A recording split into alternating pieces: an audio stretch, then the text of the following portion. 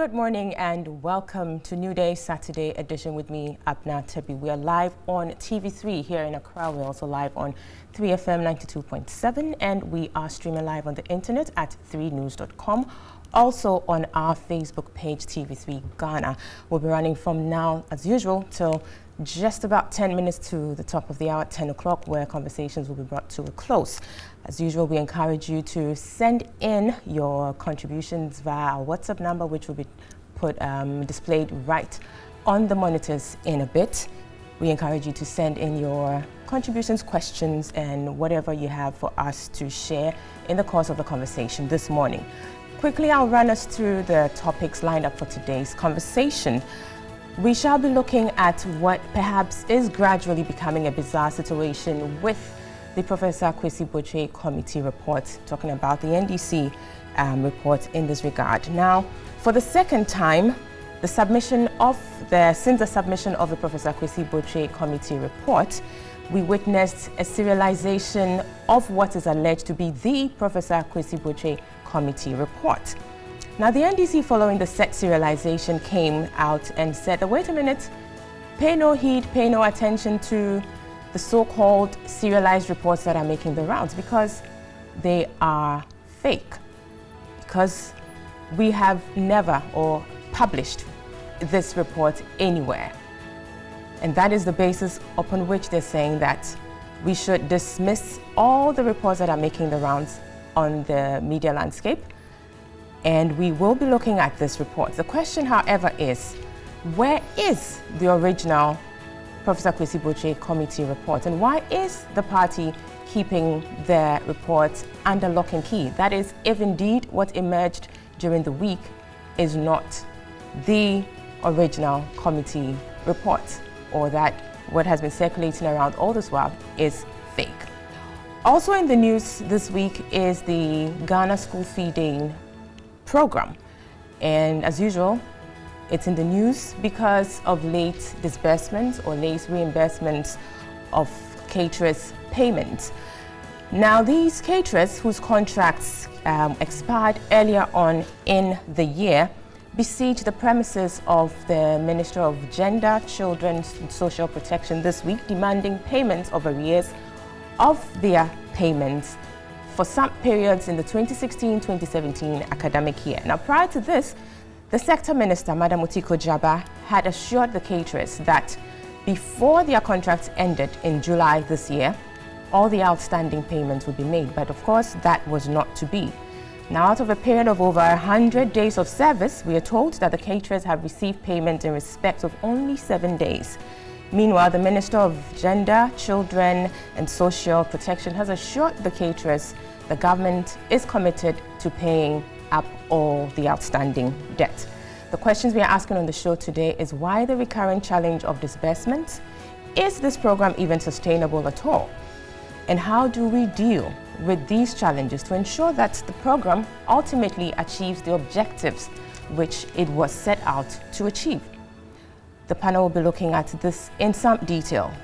Again, we have the never-ending outrageous and contemptuous behavior of NPP vigilante groups in the news again. Now, at the beginning of the transition from the NDC government to the ruling NPP, we witnessed some skirmishes, of things that had come to be known. In fact, I must add, even though irrational, it had come to stay, as in the seizures of toilet facilities and toll booths. But this time around, it seems these acts have gotten out of hand. They've become monstrous and devouring everything and anything in its way, including the very party that the members of these groups say or profess that they love and would unflinchingly support. So why is this thing happening? Why is this phenomenon happening? Is the police helpless? If the police is helpless, we are asking, then what is the way forward? And if indeed they are not, why do we seem to be having this recurring all the time? The panel again will be looking at this into some detail. Perhaps we would come to some conclusions here that would help us move forward in respect of this matter. Also up for discussion this morning is the fate of the Office of the Special Prosecutor's Bill. Now, you do recall that this bill was earlier on put before Parliament but had to be withdrawn for some reasons. Now, it has been sent to Parliament for the second time. Now, the bill having been withdrawn in July 2017 for want of procedural regularity and greater engagement by stakeholders, it has been tabled again following some stakeholder consultations and engagements on the bill. And this time around, the bill is set to go through the normal process of lawmaking and not under a certificate of urgency. Now, after 2 months of engagements, we are told that the bill is now in a better shape. How improved is this bill? Does it address all the issues that civil society and the other stakeholders put up when it was first announced? We will be looking at this, how in terms of independence of the office, how the bill addresses the situation, as well as the alleged unconstitutionality of this bill. The panel will be engaging this process some more. We'll take a break here. When we come back, I will introduce the panelists for today's conversations, and the conversation will begin. You're watching New Day Saturday edition. We'll be right back.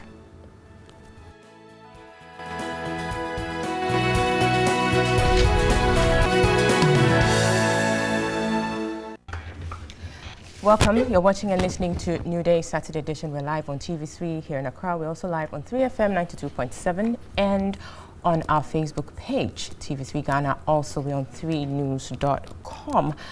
I'll quickly introduce the panel for today's conversations and we'll get straight into it. From my extreme left, we have Kasisi Ricky Pepra. He is the founder of Youth Enterprise Development Network. Next is the Honorable Al-Hassan Suhuyini. He is a Member of Parliament for Tamale North constituency.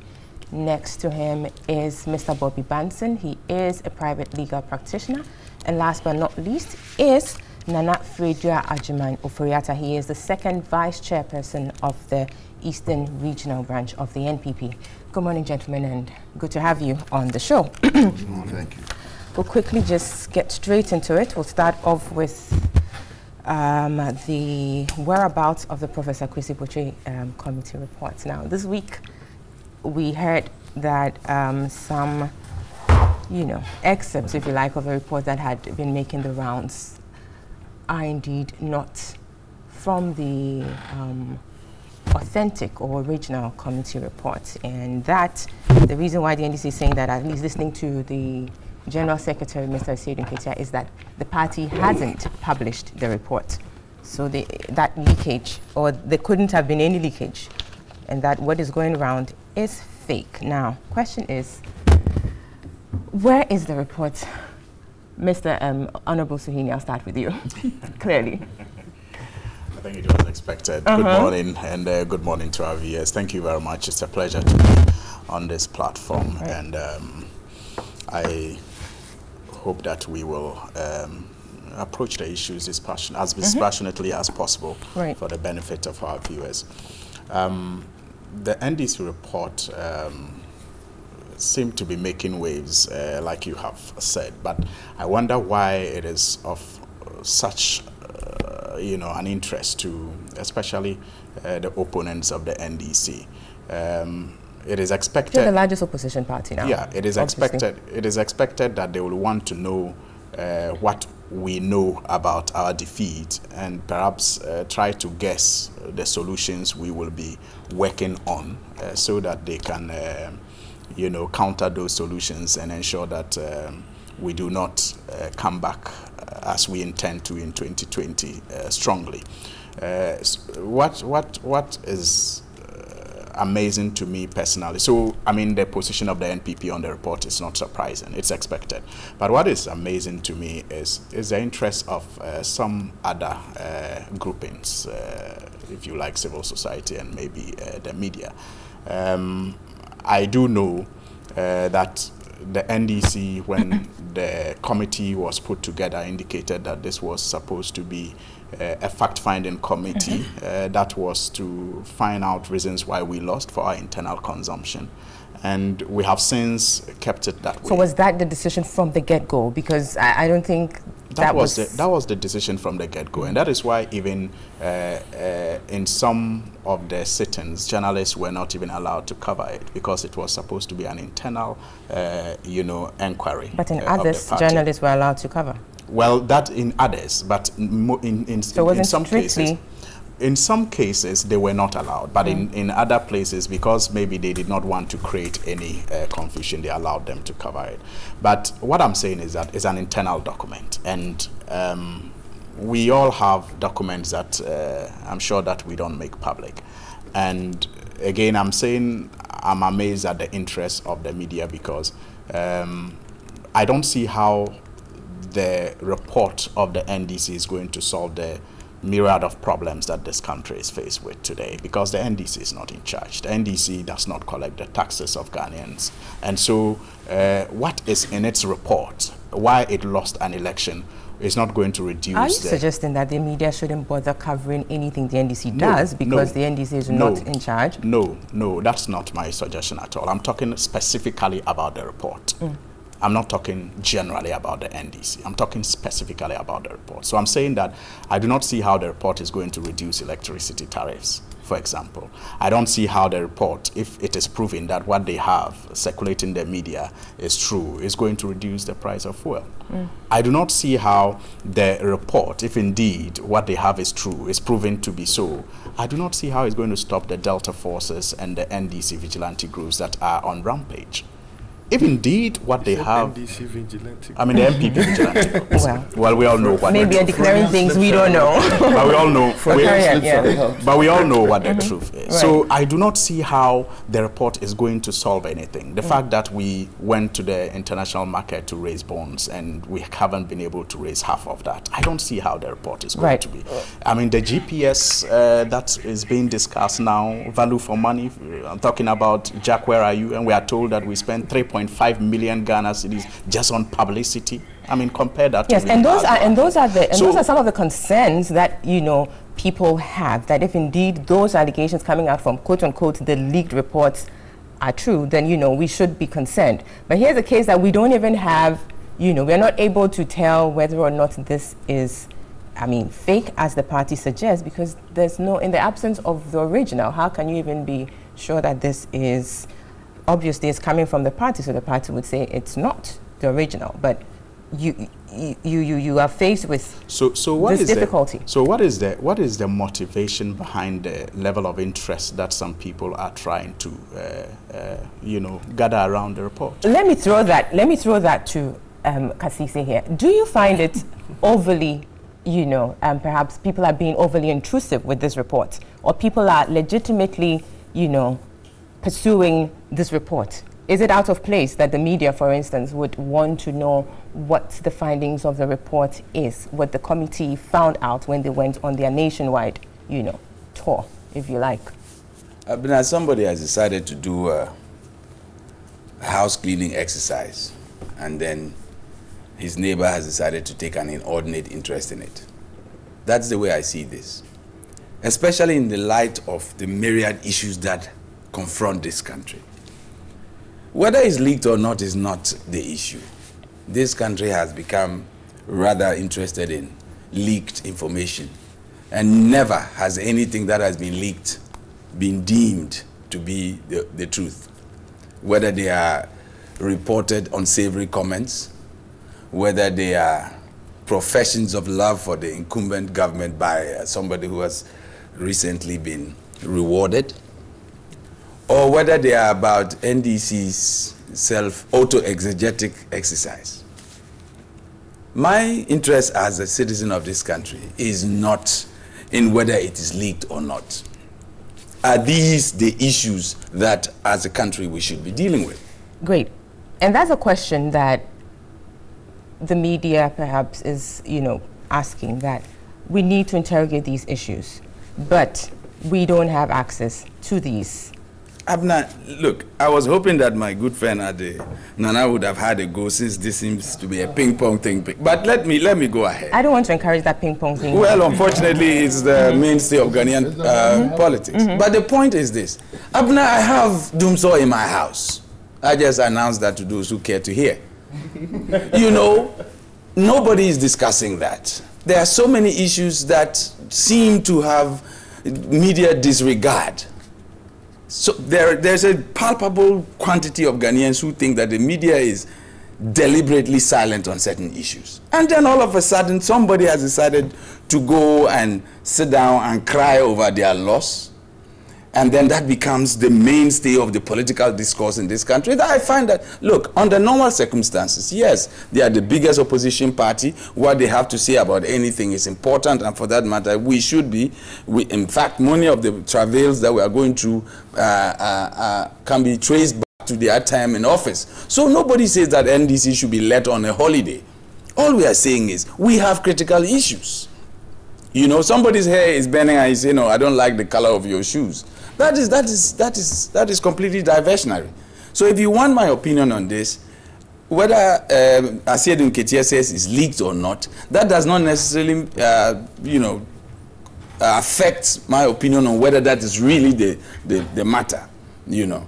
And whether does NDC even owe it to the Ghanaian populace to give out this report? We have to discuss that, because this is an in-house mechanism, you know. And if they are not, why are we inordinately interested in the sordid details of these things and then making it the big fanfare around it? You know, are there no other issues? What is happening to the to be my fair dear to the sister? media, the media isn't focused 100% on this. I mean, there are other things that are I am captured. talking of relative importance that is being given to this matter. That four of us have to address it as a matter of #1 issues. When we have SHS and we are being told that some of the kids don't have chairs to sit on, whether that is true or not, it appears on the social media. We have this rather interesting slap on the wrist with the vigilantes. Some people think that that was rather too light. You know, we have what people appear to think is a resurgence of doomsaw. Is that a real case or is it not? You know, we have Togo, which is burning on our side, and we are hearing a loud silence by the authorities that should be doing something, if for nothing at all, the fact that there will be a spillover into this country. We have rumblings of secession. We have this rather big project of ours, which is to create new regions, and for that matter, there will be consultations around the country. People should be, you know, for example, if there are going to be plebiscites, should people have to leave their workplaces and go back to their home regions to be able to do this? What are the mechanisms in place? And all of a sudden, we are interested in whether NDC lost because Dumelo did this or Standogwe did that. That's fine. Let me move to Bobby Bunsen here. Now, this is, you know, some of the issues coming up again border on funding of, you know, political party activities. And over the years, this has been one of the main issues that, you know, we've sought to look at to an extent where there's been discussions about whether or not the state should fund political party activities and all of that.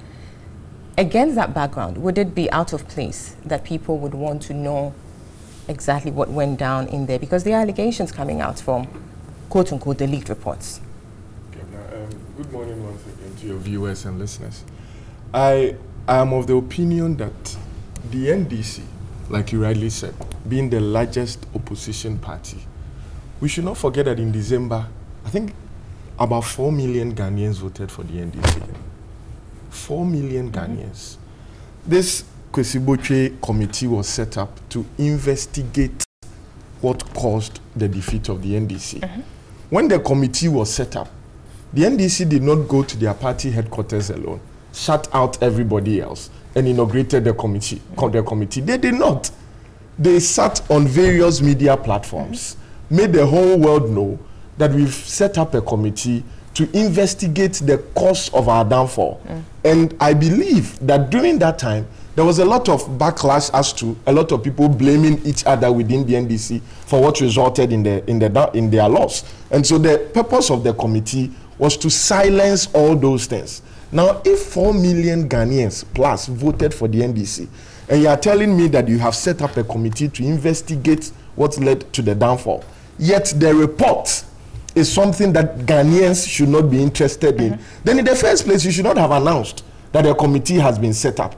For me, it's not good enough for the NDC to say it's an internal document meant for our consumption. It's also not good enough for the NDC to seem to be antagonizing the media who are interested, because it is these same media houses who were invited to the inauguration of the committee.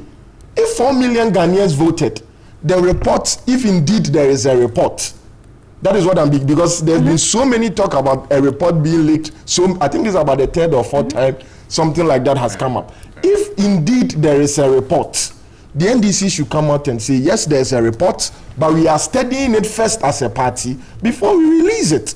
I think that is a better answer than to say that, no, it's not something that we will release it to Ghanaians. Because what it means is that if I voted for the NDC, and I'm not an in-house NDC person, as it were, close to the headquarters or to the decision makers in the NDC, I'll be sitting and thinking about my party and wondering why my party lost. So what it means is that, is it in 2020 that the NDC will now go around and say, oh, in 2016, we did this wrong, that is why we lost. 2020, vote for us, we will not repeat these things. Let the ordinary Ghanaian who voted for the NDC because they believed in the value of the NDC know why the NDC lost the election. And I know the MPP also set up a committee chaired by, I think, Dr. Eduse Poku, to investigate why they won. I know that issue would also come up. Fortunately for them, now is the NDC's turn to be, spoken about. But if the MPP also complete their report, and they say that they are keeping it as an internal document, a lot of Ghanaians will also question it. Because the MPP, like the NDC, also made fanfare about inaugurating this committee. So for me, once you've inaugurated a committee publicly, you cannot deny the public access to the report. Whether we like it or not, that report will come out anyway. The leaked one, the fake one, the correct one, it will come out because the NDC is supposed to implement whatever suggestions this committee and that was one of the main reasons. In fact, that was, I think, the overarching reason or objective of, the constitution of this committee to do this report or put together this report. It's to help guide the party, position it better to capture power in 2020. So I think it goes beyond, Honorable Suhini, obviously it goes beyond the party executives to because you need to have a buy-in of people, the stakeholders. Don't you think so? So if you're saying that you're cutting out, all of that, and perhaps, saying that the media is overly enthusiastic about that, is a bit unfair. Well, quickly, and then I come to Nana. Just a quick point of correction. We are not antagonizing the media, as he's suggested. We are simply wondering why that level of interest. And like Ricky said, even on this platform, it is the headline. We are not saying the media is not covering other stories, but there's a reason why a media house will choose which story to be the lead story. And if we highlight that and we wonder, it does not amount. But let me just say that this is not necessarily, I mean, that we don't have anything in a certain order. I'm not talking about this platform. I'm talking about platforms. I'm not talking about this platform in specific, but I'm talking about. So I'm just saying that to raise that concern and wonder does not amount to antagonizing the media. I want that put out clearly. Then my brother here spoke about why the NDC launched it in the first place, invited the media, and is closing the media out at this point. I fail to get the logic there. So you're saying that you could announce it publicly, but when the report comes, you could decide to keep it internal. When we have weddings, for example, we invite people. We invite people to our weddings, but we don't invite them when we are doing a consummation of the marriage. A wedding is a marriage. But you see, so you see, but that's different. No. So let me explain to you the relationship. The NDC was doing an internal, research. And so we tell the media that, and he rightly said that people were complaining. So the NDC called the media to tell all its members that there is a committee for you to go and vent. But when the report comes, we'll keep it from you. We won't let you have it. If we wanted people to know what everyone in the party was venting about, we wouldn't have set up a committee. We would have allowed them to just be venting in the media. That's fine. But we said that there is a platform where you can go and vent that will be useful to the party. And when we got the report, we didn't shut the media out. The report again was presented in the presence of the media to the party. And the party has since been looking at aspects of the report that relate to the people who were affected in the report. Yes, just like you go and see the bride and the bridegroom, but you don't follow them to their bedroom.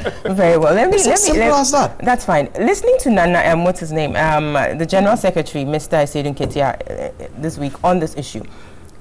Well, he said, I have it here quoted, he says, we have taken a position that Professor Kwesi Botre's report is for internal consumption, so it has not been published anywhere. So any commentary that is being run or any alleged caption of the report and serialization cannot represent any genuine document coming from the NDC. Now, listening to him, I mean, just from this, I don't get the impression that this decision to keep it internal was from the outset. It's more like, having received it, we're keeping it to ourselves. No. We have taken a position. For you to take that position, you have to look at the press conference that announced the formation of the committee, the inauguration of the committee. And when you look at the terms of reference of the committee, then you can come to the conclusion if this is a belated decision or it was taken from the outset. Why are you, they're saying you're being intrusive. Focus on governance. Fix our water challenges, fix our electricity and, you know, all of that, and leave us to our internal challenges, if any. This is when they're untruthful to themselves and to the Ghanaian people. They find other people's consummations interesting. And so they come into their rooms and they are able to, I like this as consummation example because it allows my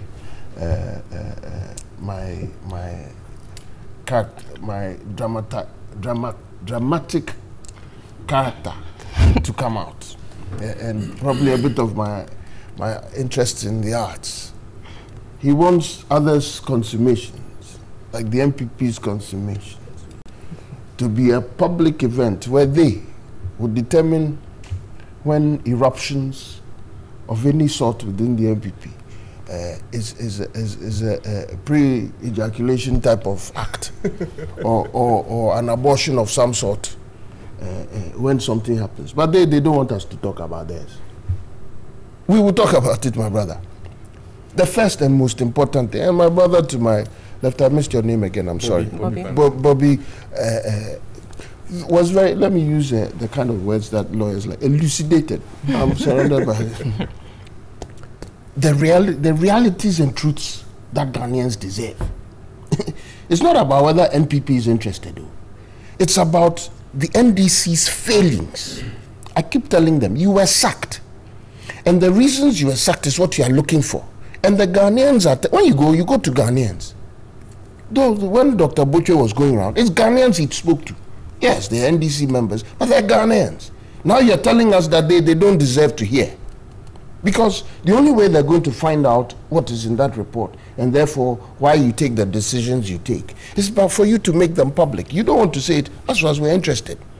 Yes, and if you say it's because we want to keep you out of power, first of all, if you have learned from anything about Akufo-Addo in particular, and the MPP in general, because it is proven even in Mr. Kufuor's time, it is per achievements that we like to tell the Ghanaian people to vote for us, or in the case of Mr. Kufuor's time, to vote for us again.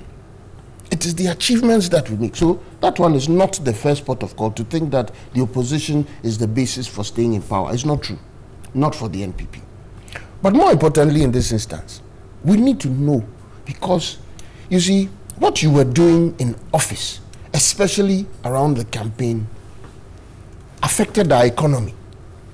It affected our politics. It affected our society. And if you want details, we'll go into it. All the things that you did today, so so when you come to those realizations, what would you do as a party? It makes Ghanaians smarter about their choices. Yeah, we become even smarter. Whatever it is that we learn is supposed to make us smarter. So it's going to make us know whether this is the kind of political party we want. If, when they get into power, these kinds of expenditures, a regional chairman will tell you that he wasn't supported. Particular people were getting support and they're doing certain things. It affects governance in a way. But let's just put it on record. All these are still allegations. No, because it cannot be an allegation. They are claiming that the report is leaked. Abra, it's fake. Abra, it's fake. Sorry, Abra, it's fake. Abra, this example I cited of Mr. Alote Jacobs, the Central Regional Chairman of the National Democratic Congress, sits on Peace FM and says that he did not get a peswa from the center to support the campaign, and that people, where's the fake in that? Is that in the But that is report? not coming from the report. Which page? I'm saying that. Which page? What was the basis for him saying it? Which page? in that What was the basis for Mr. Alute Jacobs saying it? It is in the report that the Eastern Regional Chairman chopped money. Which report? And Your fake one. your Eastern Regional Chairman is fake. I said, which report? I'm talking about. I said that it is in your report. So why is Terry Abuatin being accused of chopping money? Who is accusing him? That is why Alute Jacobs reacted the way he reacted. And There is an allegation that the Eastern Regional Chairman chopped money. But Where did that allegation come from? are you aware that some of your It's amazing how you are trying to dodge officials or officers So I haven't finished because have, the yes, I'll issues- come back to you just to add to this line of conversation. Have said, I mean, like they said, the report was leaked by so and so. So that in itself is an admission that yes, this is a report and it's been leaked, coming from officers of the party. I mean, it gives some credence then or credibility to the fact that this may be the report. we have the general secretary of the party. He's spoken. Well, that- we have the organizer of the party. He's spoken. Their And we have the credibility chairman on of the these party. matters. So who are And these that should be executives? the who are the very well, executives let me that have- are saying otherwise? Nana Fridwa, continue here. Now, on the matter of the credibility of the report, Mr. Alute Jacobs, Mr. Yabuatin Jan, Neil and Van der Poel, they start off with, it's not true. Then they start admitting certain things. These are public statements. So, all three of them are my friends, I consider. And I don't think they'll deny me that friendship. We haven't met anywhere in the last 5, 6, 8 weeks or so. So I wouldn't have heard it but through radio. They tell you, they start off with, it's not true. This thing is a fake report or whatever you want to identify that. And then they go ahead to start admitting things in the report. We leave it to them. Now on the, it's interesting that the media is a victim from the perspective of the NDC. And unfortunately, my brother, the journalist, is now attacking his own fraternity. But I don't know how many times I have to say it. That you're not antagonizing the media. Yes, Yeah, raising but concern and just you see- wondering why the interest but you does not see- amount but to you see- an attack but on you the see, media. I was very quiet about But you that see, your that is the concern. propaganda they have done over the years, and the NDC is yeah. antagonistic Yeah. of the That is- media, and I think that's not fair. Yeah. Honorable, just yes, hold your peace and do you know what finish it. antagonism does? It comes in different forms. Yeah, that's the Sometimes propaganda, there's there soft he goes. punches, sometimes there's silent attacks, and sometimes it's Friendly violence. touches. Yeah, friendly fire kills you, son. You know what I'm saying? There's, in this particular instance, they're trying to tell the media not to talk about it. When you are saying that, why is it a first issue on the table? Why? And then you tell us, I'm not talking about TV3. TV3 made it the first issue this one.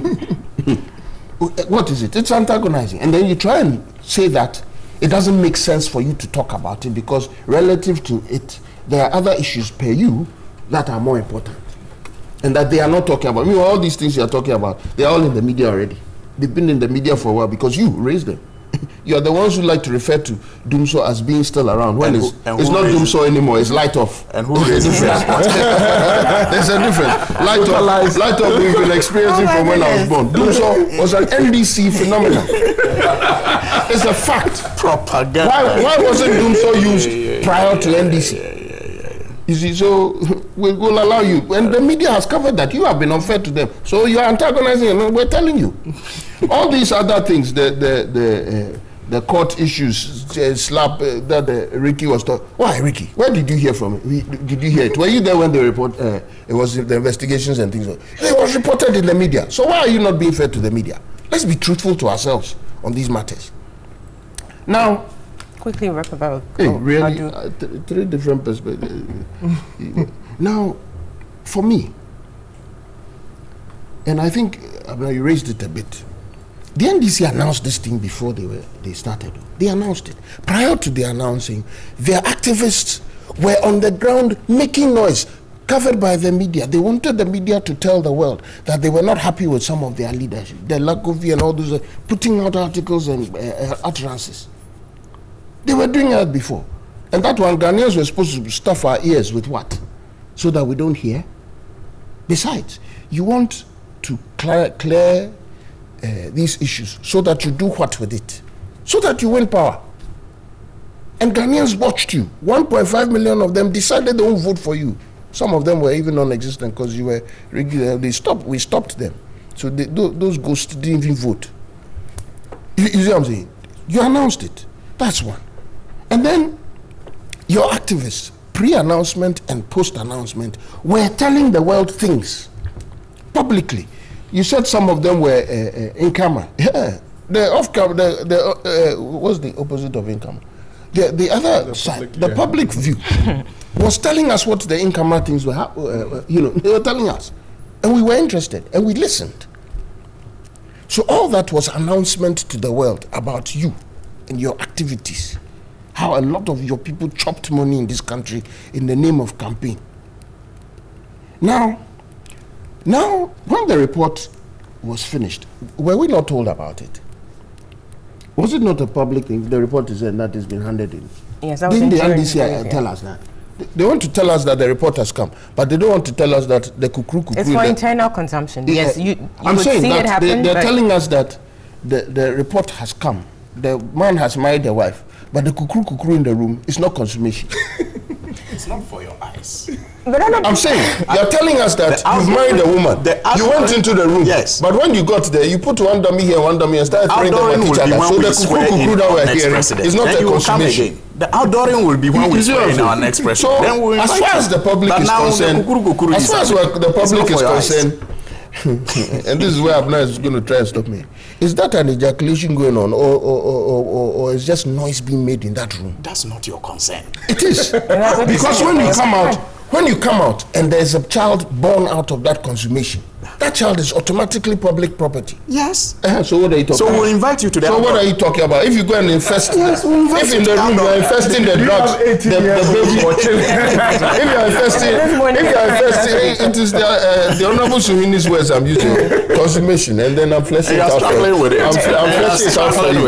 If you've injected that body with all kinds of chemicals to come and inflate the size of the baby and all that, we the public, speaking from experience, who will now have to take care of that child with that public funds. And you raise things like party financing and all that are coming up because you asked the question about whether we should be tolerating this type of thing and it should be our cost. All those things are public. Right. Yes. And then finally, when the NPP quickly wrap up in 30 seconds. Reportedly had issues. Do you know what trapia is? They used it to clean their teeth, made the public think that we were the most divided party in the world. Yes. No, you don't need.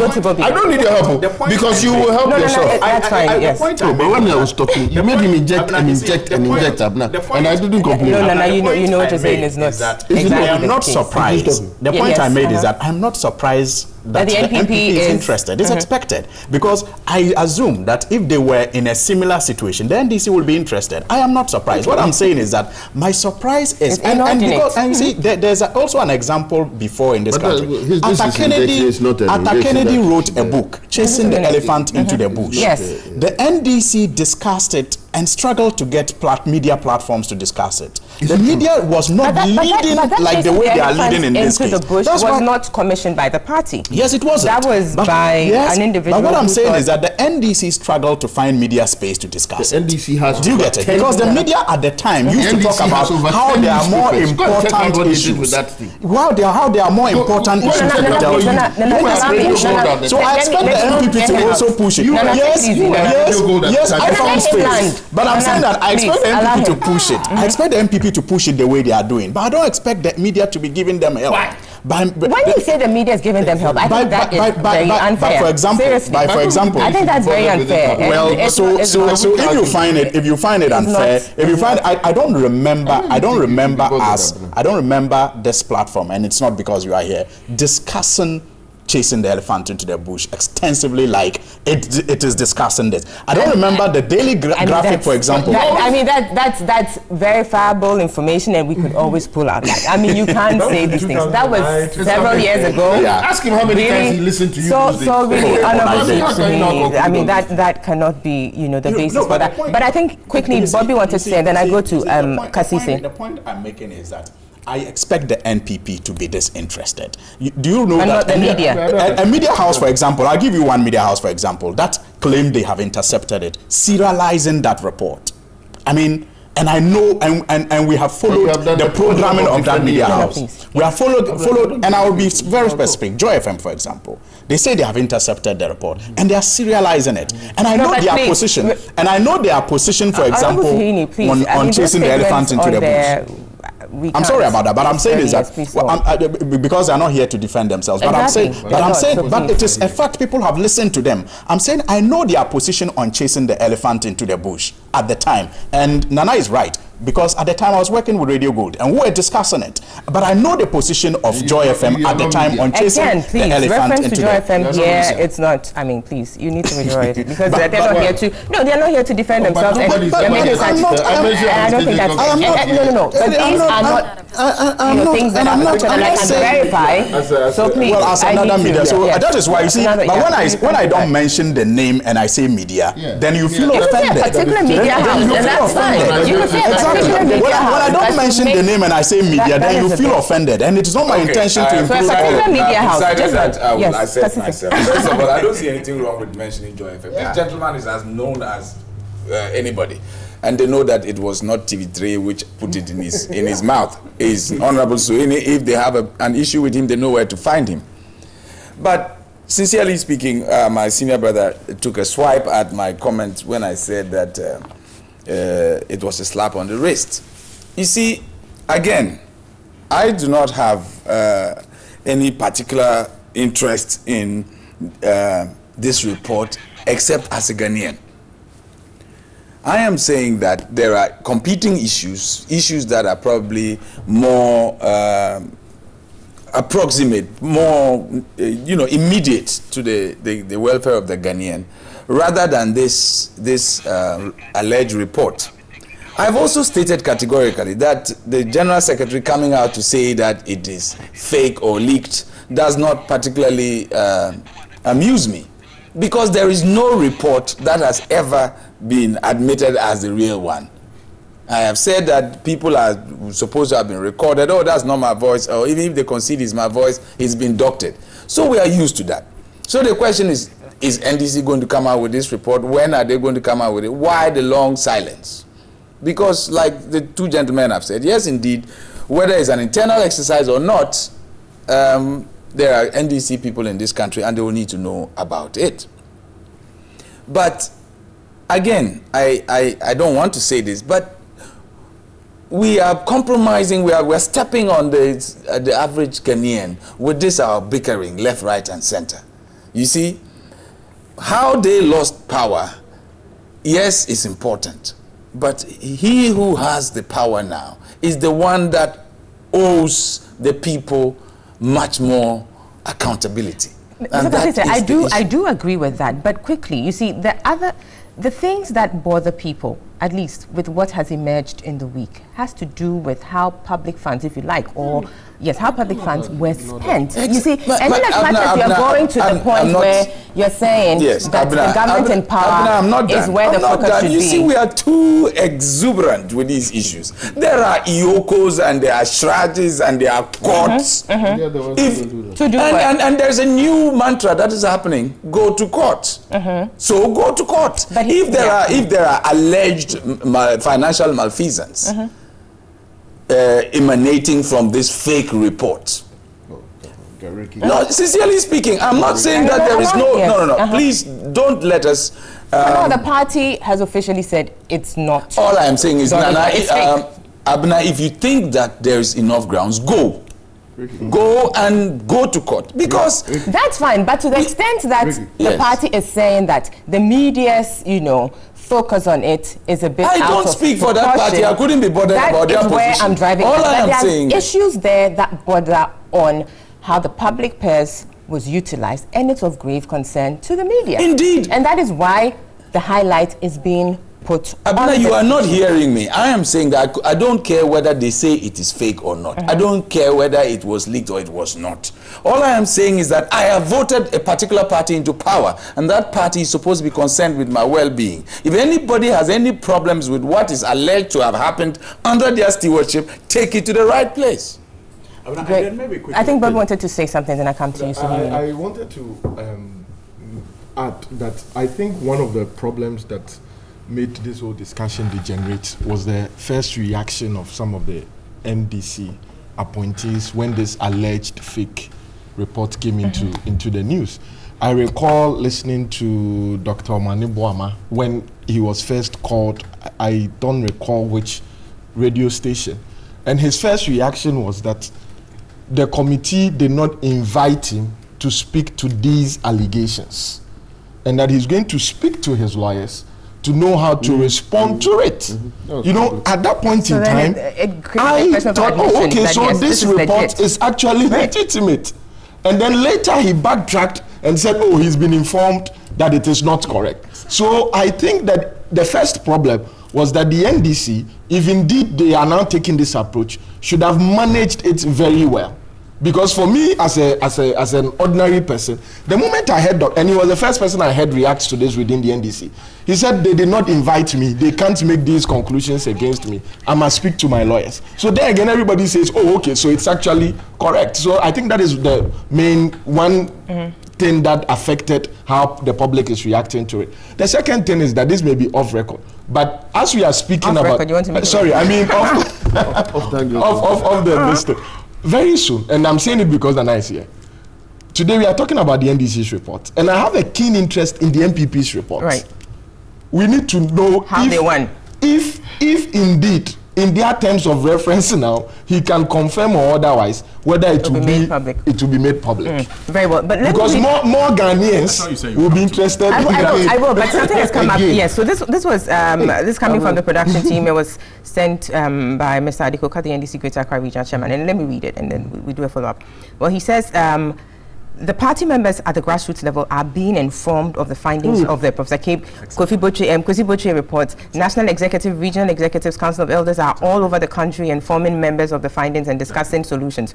Our members are therefore not kept in the dark. The question here is that, is the document out there a fake document? The answer, he is saying the answer is yes. So which document are there? So the answer, but the question then is, if it's being, you know, disseminated widely all over, how come the media or the general public is being, you know, prevented from that? I don't think his comment was to the effect that the report is being disseminated. This is what I think is happening. I think the NDC is going around, which is right, is perfect, trying to implement whatever recommendation came up. But there's a risk, Suhini. There's a risk. There's a risk. The risk is that what it means is that the general public may not be able to know whether or not the alleged implementation going on is actually what is recommended in the report. That is for me the risk. So there are people who allegedly have information on this report going around the country, as Adekoka has said, implementing or telling the grassroots people this is the finding. He said they are being informed of the findings of the case report. Now nobody has, as it were, outside the NDC executives what the original report is. So it is what the NDC executives have decided to inform the grassroots people that they have to take for it. So if in 2020, in the event that the NDC does not win power, I mean, you either win or lose, in the event that the NDC does not win power, is there a likelihood that somebody will come and say, oh, they did not implement the Kwesi Botwe report. What they went about doing was somebody's understanding or interpretation of the report. For me, that is the risk. But if the document is made public, anybody at all would be able to know that this is the standard. Why are you've come here in Tamale South constituency Tamale North constituency to implement the report. But what you are doing now is against what the report says. Then the person on the street who voted for the NDC, believed in the NDC, can hold these people accountable because he or she also has a copy of the report. For me, that is the only risk. That is a risk. Honorable, do you see that as a risk? What we have Let me help him on that. The party did not go to the generality of the Ghanaian population when they were sampling views as to why we lost. The party went to the party members. So the party members are the originators of the report. But it is not only party members for consumption. Please. The party members originated the report. What the committee did was just to compile what the members thought were the reasons why we lost. Now, some of those, concerns that they raise, the party has decided to give specific roles to some people to address the concerns that they raise. So the people, for example, say A was a problem in constituency C. So how do we address A? Who are those who will go and address A? So when the A is addressed, the people who raised it know that it is addressed. And that is exactly what the party is doing. Now he talks about Dr. Omani Boamah's response. You see, and that is where I talk about sometimes the way these reports are, put in the media. And even the former president in his tweet is saying, blame it on, even though it comes across as he's making a joke, there's this assumption that, yes, okay, you see, so everything that comes out, you're putting it on that. Exactly, which exactly. That's the point I'm making. Dr. Omani Boamah was perhaps deceived. And you rightly said earlier, wait a minute, you rightly said earlier that... A high-ranking member of the party. You rightly said earlier that we have 3 reports. We have so far had about 3 reports. Alleged reports. So which one really is it? So that is where you should know that it is in some... help the situation by bringing out the real report. Abna, you are wearing white pants this morning. I don't understand that. If you deny, then show me. That's what you are saying. If you deny that your pant is not white, then show me. That's what you are saying. So if you say that, for example, the NDC says this is a fake report, then show us the report. It doesn't. I know, right? No, I'm sorry, but you see, not a good comment. That's not good. You could have used another example. I admit, maybe I should have used your singlet and not hers. I apologize for that. But you see, I just want to. I think that you owe her an apology. What she said. I apologize for that. I apologize for that. That's what I've said. Maybe I should have used your singlet. But what I'm saying is that it's people say, oh.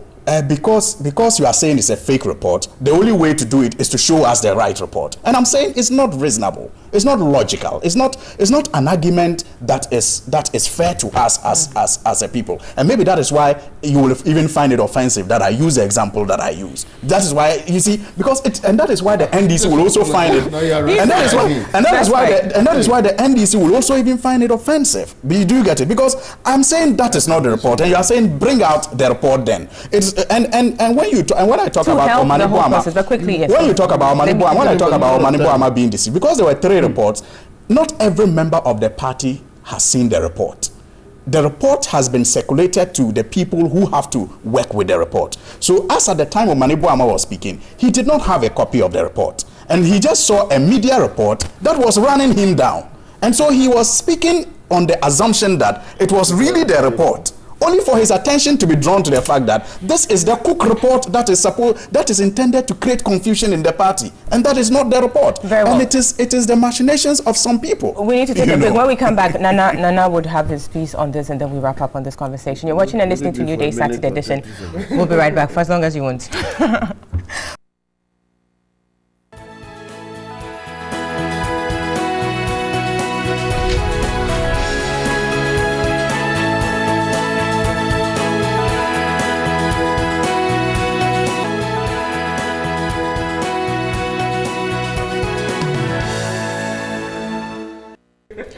Welcome back. This is New Day Saturday edition, live on TV3, also live on 3FM 92.7, and on our social media platforms. We're on Facebook at TV3 Ghana. Also, we're streaming live on 3news.com. And just before the break, we were looking at the NDC Dr. Kwesi Botwe committee report, whether it's been leaked or not. We're wrapping up on that here with Nana Fridia. Let me hear you on that, and we go on. And I pray to God that I get enough time. First of all, to my brother Ricky, this thing is not court matter, it's politics. You want to tell me that Mr. Lotte Jacobs should go to court? He can't. There's nothing court about it. It's politics. You want to tell me that when the Honorable Neil Ante van der Poel says that this report is fake, and yet he identifies some things as being real, he should go to court? No, it won't happen. It's politics. And the politics is valuable, otherwise we won't be sitting here. You came here to make political arguments for your position on matters. So please, let's not... it is very relevant, this report, fake or not. It is relevant to the continuity of this country, especially its democracy. Now, isn't it interesting that Mr. Adekoka, who probably agrees with the Honorable Suhini, that this report is fake, and also probably agrees with the Honorable Suhini that the media has found it extremely interesting, more interesting than necessary to discuss it instead of other issues. Now gives us more information about how the report is being dealt with. But really, this thing is a matter of public interest, isn't it? Isn't that the point, though? I'm saying, so contradiction in terms. They themselves are telling us that you, the media, why are you doing what you're doing? They give us more information, because now he's given us more information. And so, for example, Bobby is now able to ask more questions. When you go out there, are you telling them everything in the report? Your so-called findings, are you telling them all of those ones? Is it the fake or the true findings? Are you telling those gatherings all of that? Why is it that this time you don't find it prudent to consider media coverage? Because before you did, when you were going around for the committee, now suddenly certain NDC sympathizers don't matter, so you are going to them. You see, when you come out publicly, you have invited all of us into that thing, and we will enjoy it. This game, we will enjoy it. Now, please, let me reiterate. One, it is important that the Ghanaian understands what happened with the NDC. For me, that importance rings in our politics, it rings in our governance, it rings in society, because everything that they did, positive or negative, affects us. Just as NPP, just as PPP, just as CPP, PNC, everything that a political party does affects us in all those sectors of our lives. So it is an important thing to know whether this report is fake or not, whether it should be kept secret or not. They can say what they like. As for us, it is a secret to the whole of Ghana. We will all keep it our secret and discuss it as a secret. Now, the next issue for me, which is important, is that, isn't it interesting that this so-called not antagonizing, quote unquote, the media is so important? The media shouldn't discuss them, because relative to this issue, there are other issues that are important. And yet those other issues, which are in the media, for which they now want to raise to come to the front page, are in the media. And the media are supposed to be their friends. And the fact that the NDC had pro-NDC radio stations discussing elephant in the bush or not, discussing NPP things, that one, it was not media. The number of newspapers, they have more newspapers they have more newspapers leaning in their direction than any other political party in this country. If you like, let's list them. They have more newspapers leaning in their direction than any other political party in this country. And yet, suddenly, because we are not discussing their interests, so the media is bastardized, victimized. What's the other word? Antagonized.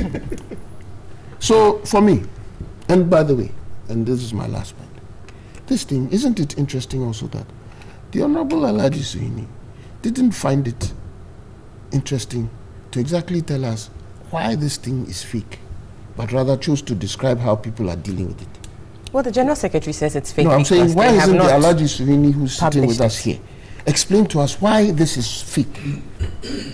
What is it about it that is fake? That one he didn't tell us. But he's telling us how people are dealing with his perception. I'll tell you why. There are three versions you people have You brought see, up. give us detail. Tell us that I don't know. this particular thing is not true and that is this way. Tell us. Very well. I Then think we can move on. Because this thing is about the management of our country. It's about the economics. You see, when we accuse you of corruption, move on. The things that you did are part of it. Nana, we need to move on to another topic, I which is also very important here. But you said this was your last comment. Nana, please, let's not. I can't grant you 3 minutes. I mean, there are other people on the panel. I'm not. It's not a one-on-one. So we're moving on. We're looking at the Office of the Special Prosecutors Bill, which has been sent to Parliament a second time. Now, Honourable Suhini, you are in Parliament. Tell us, where are we in this process? And then we go on to the various, issues that have come up regarding the bill itself and whether or not, it's even worth passing into law? First of all, I think it is supposed to be one of the very important bills that this government wants to use to fight corruption. Unfortunately, it started on a faulty note. It was supposed to be taken through a certificate of emergency, under the certificate of emergency that was in the last session. In July. Yes, which the members of the minority raised concerns with. Fortunately, our issues found favor with the majority, and because of that, it was withdrawn. And ever since, the committee, the subsidiary committee on legislation, they have been working on this together with and it's made engaging up of both stakeholders, sides, engaging stakeholders, and all of that. And they have fine-tuned it to the best of their ability, even though there are still concerns as to how, for example, constitutional it is or otherwise. So when you say they fine-tuned it, just briefly, what are some of the amendments or that have come up? I do know that some of at the committee level, I think it was just yesterday or 2 days ago that it was moved. The report was laid on Thursday. The report was laid in the House, and so it is now going through the amendments process. This is when individuals. No, I mean before the representing. That's what I'm saying.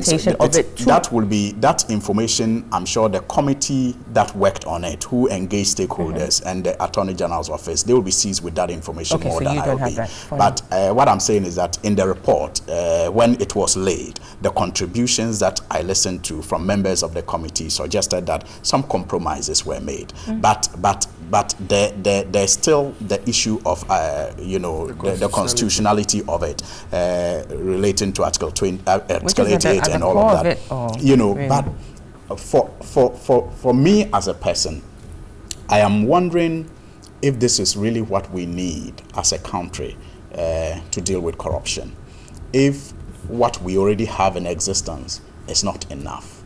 We have the YOCOs, we have the SHRAJ, we have, and SHRAJ, for example, is a constitutional body with all the powers that you can think of. We have the Attorney General's office, and we have the departments of justice all over the country. And we have the laws already to deal with corruption.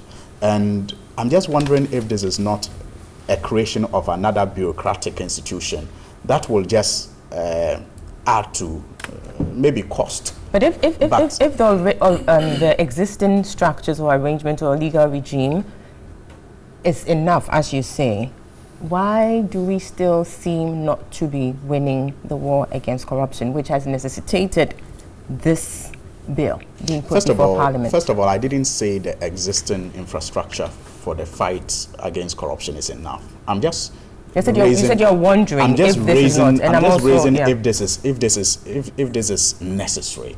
If we have exhausted all the opportunities the existing infrastructure affords us in the fight against corruption, because we know of countries that have used the special prosecutor model, and they are not making progress with their fight against corruption.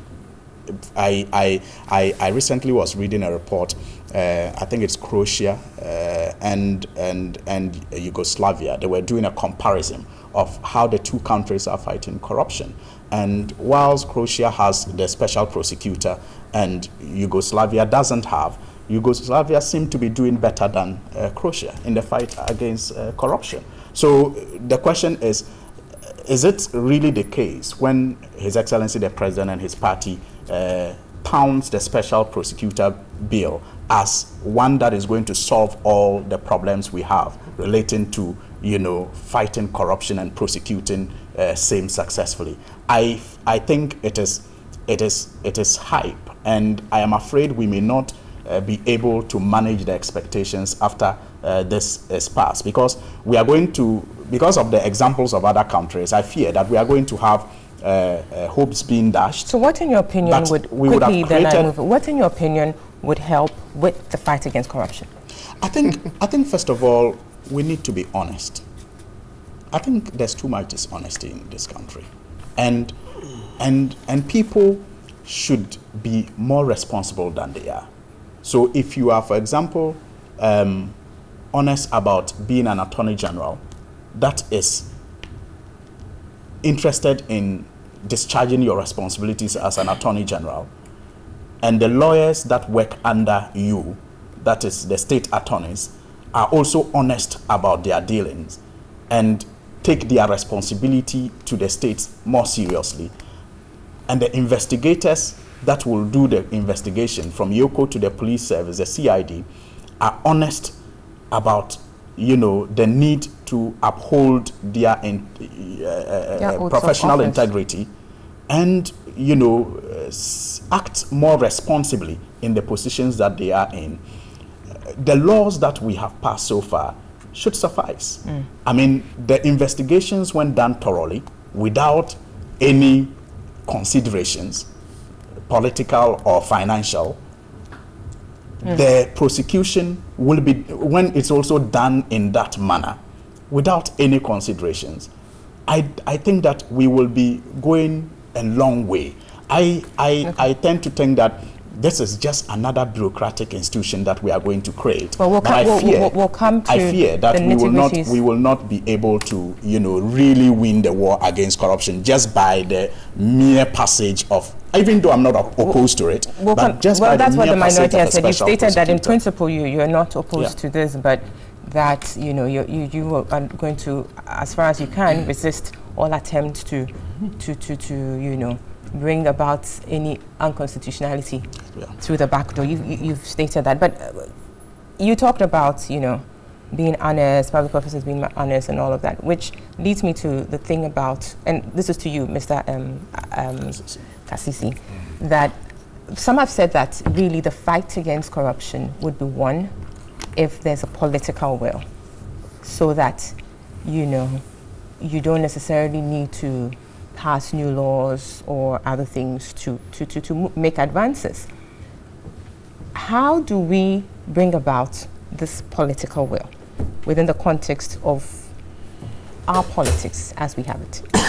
Looking at the existing structures. Now, Honorable Suhini talked about, you know, Iyoko, Shraj and all. Those currently have investigative powers but not prosecutorial powers, which we could look into further, I mean. But currently as it is, how do we ensure political will to advance our fight against corruption? I asked Mr. Suhini that if, I mean, saying that this bill is perhaps superfluous, then it presupposes that what we've had in the past or what we currently have is sufficient to deal with the situation. But obviously it's not, because we are still bedeviled with corruption. My dear sister, political will and the fight against corruption are a contradiction in terms. We know that as a general principle, there is nothing proper about politics. Is it? I'm not going to apologize about this. The Bible of the politicians is Machiavelli's The Prince, and it's getting power by all means necessary, and every realistic person will tell you that is how it is done. Yes, getting power. But when you get the power, that power is supposed to be used for good.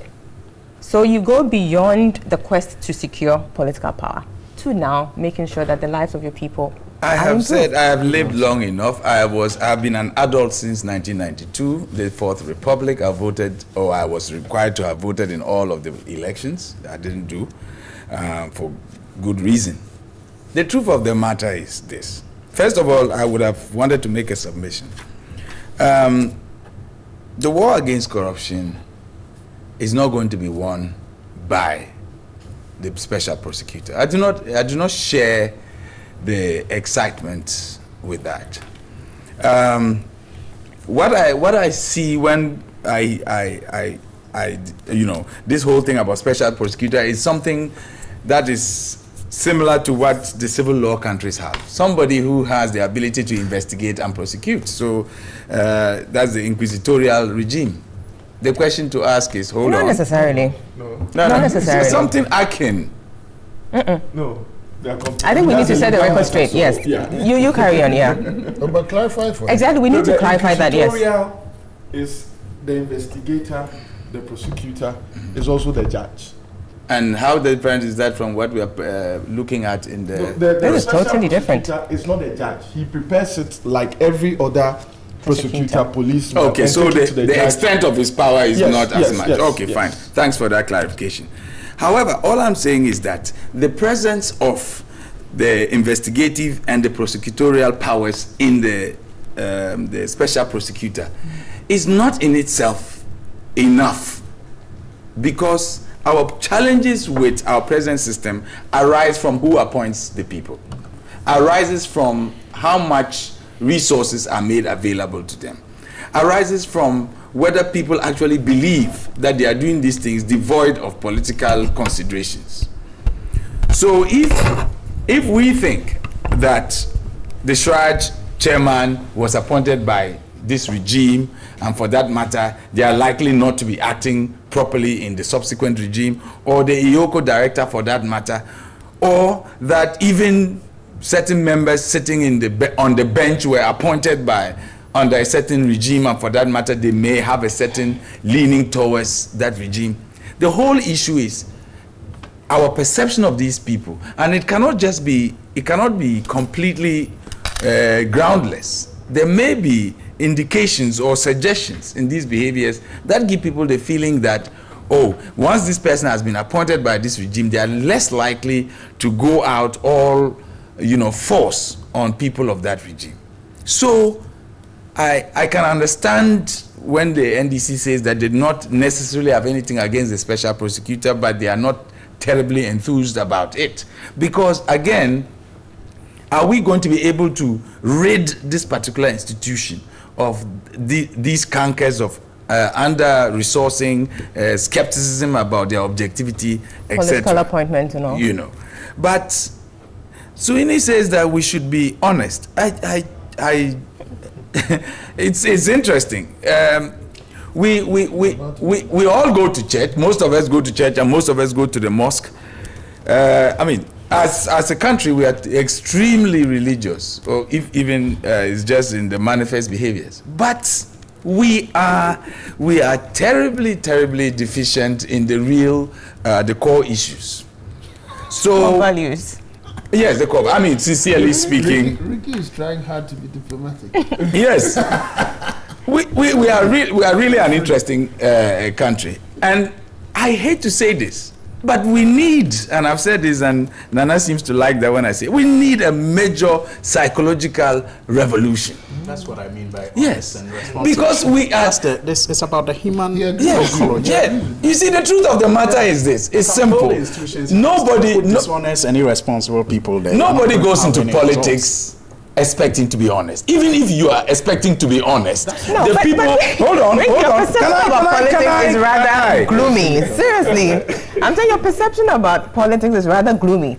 Yes, it's well informed by these young men and the others that I've known. I grew up with many of them on both sides. In fact, all. So it's a practice of politics. It's a practice. I was about to. If you did not interrupt me, I will tell you that even if, Christians, even Jesus Christ was a member of parliament for my constituency, people will go to him looking for school fees and go to him looking for contributions at funerals. He would have granted that because he would have performed miracles. No, that's a sweet one. But the point here is that even we, those who expect them to be honest, she's basically endorsed what you said.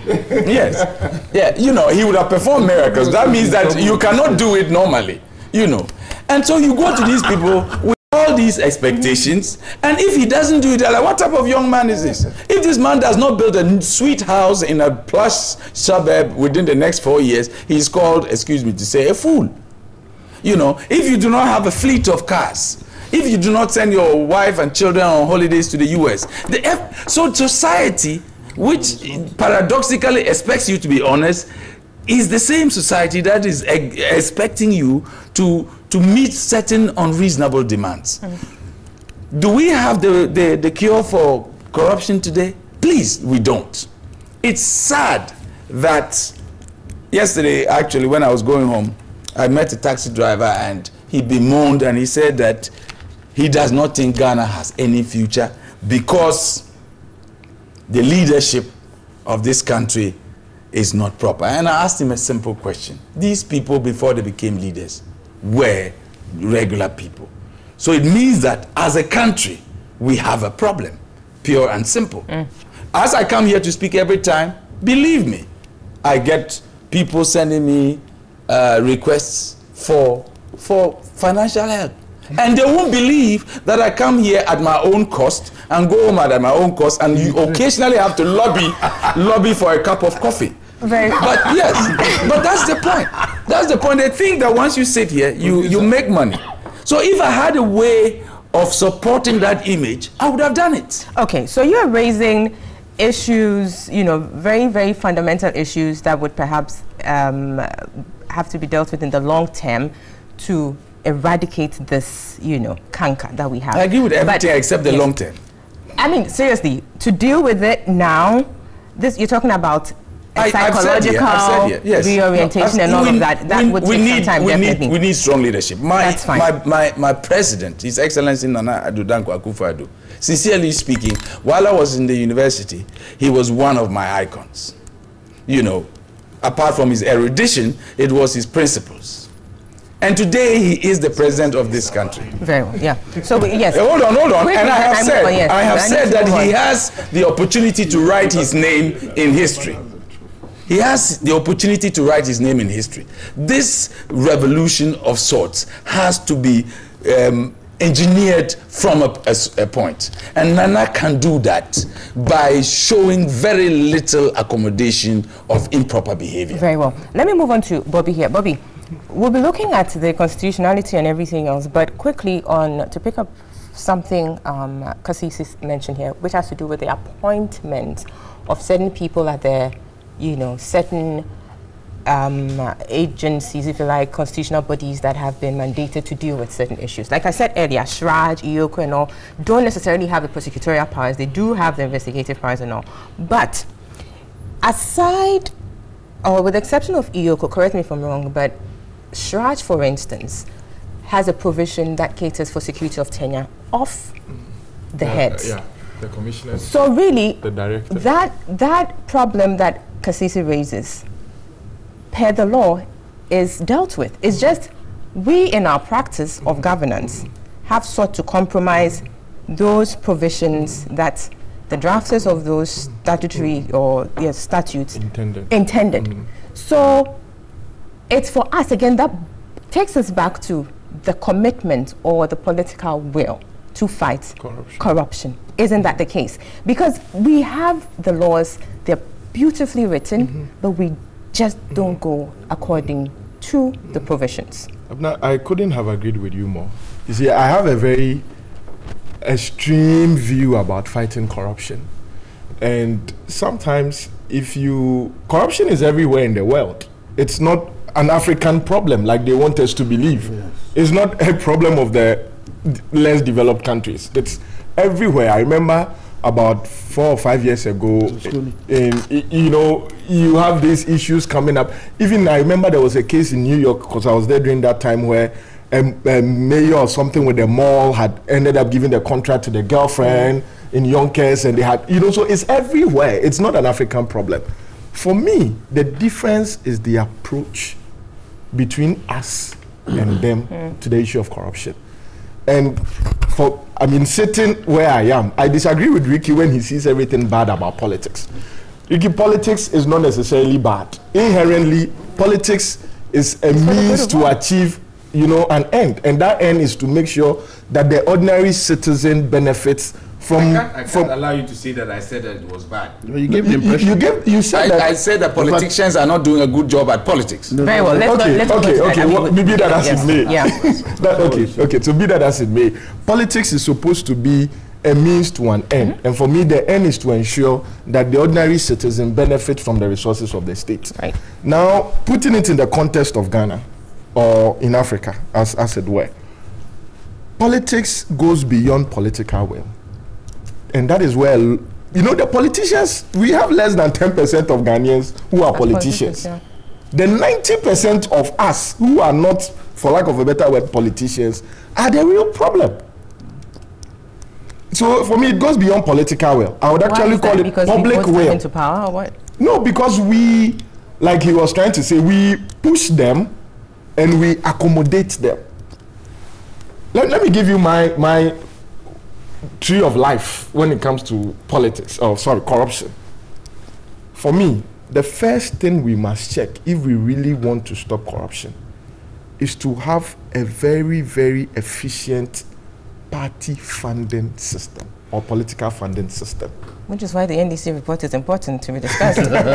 You see, for me, if there is a very transparent means of political funding, it's a very strong point of making political parties and politicians independent of the people who push them to be corrupt.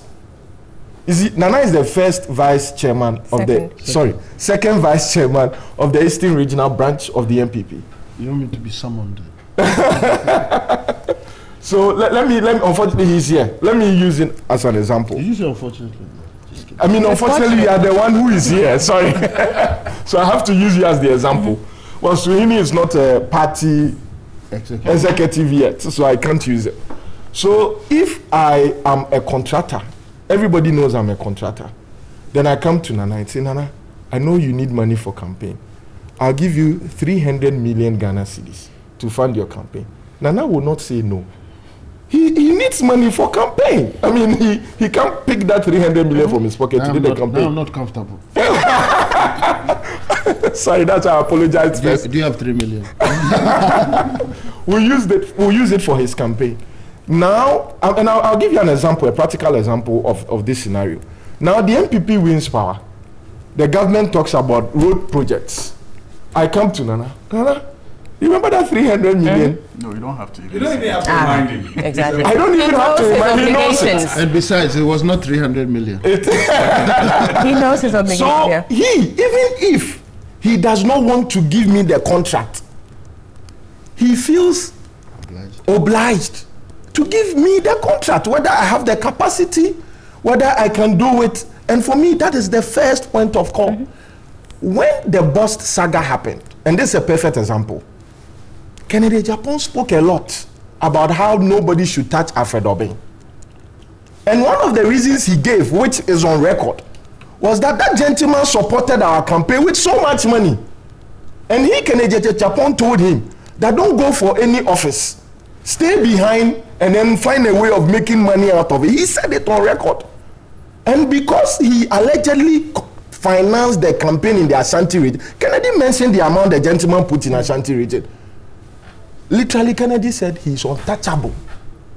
I mean, those allegations he made, I don't know whether, I'm not repeating it as true or not. It's hearsay. Stating what he said. What he said. Yes. And he has not been, I mean, he wasn't touched, and according to Kennedy, he could not have been touched because of what he did. He financed the campaign. Now, assuming all this hula baloo about bust was true, the sale of contaminated fuel and blah, blah, blah, it obviously gives the impression to the ordinary man that is a means of them recouping the money they pumped into the campaign. So if we want to stop corruption by politicians, we should have a very, very transparent means of party finance. If a political party knows that at the end of the year, and I blame the issue on this, they are supposed to disclose their account, source of funding, show how it is disbursed. If that document is transparent, and I see the NDC on the or the MPP putting up 30 high-end billboards which are not captured in their financial report, MPP or NDC as a party should be punished. Then they know that, hey, we don't have to play to the gallery when it comes to businessmen. For me, that is the start. Now, when you come to the public aspect, if the ministries, or most of the corruption is traced to the ministries, or MMDs, as they are called. Now, the civil servants and the public servants there, they don't mind being corrupt. Why?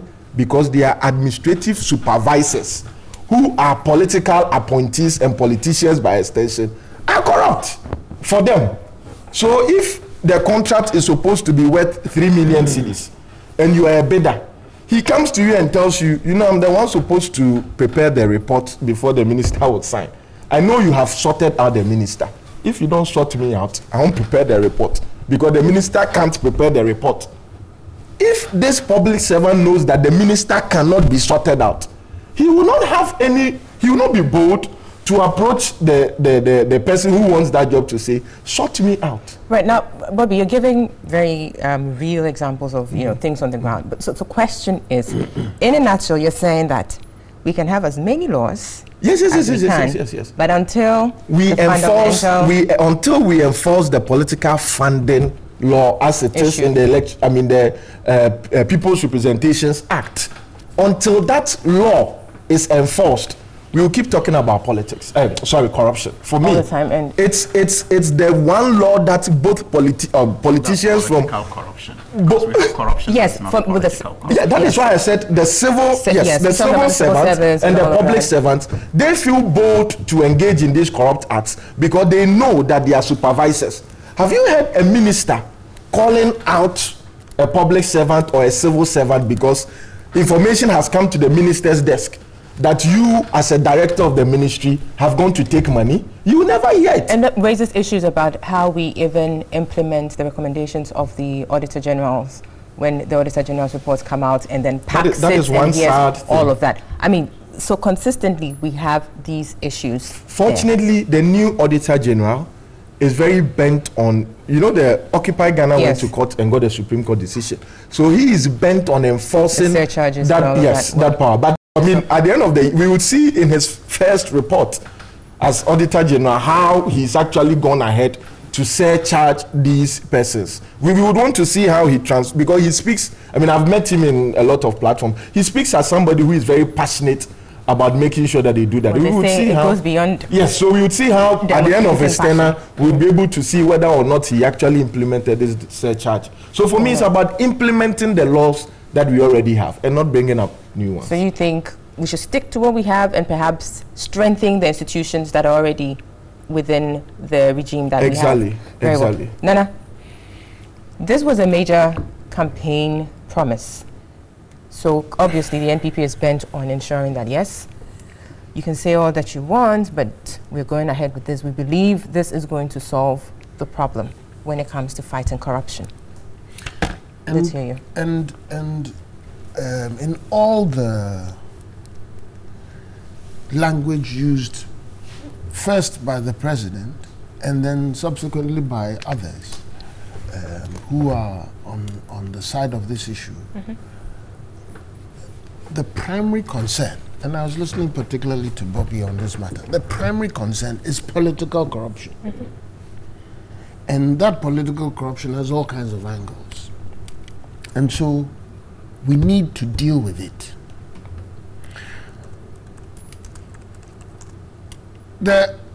Let's deal with, first of all, the relevance of this whole project. And let's take it from the angle of, is it necessary? There are other institutions. It's been said time and again repeatedly that Shraj does not have prosecutorial powers.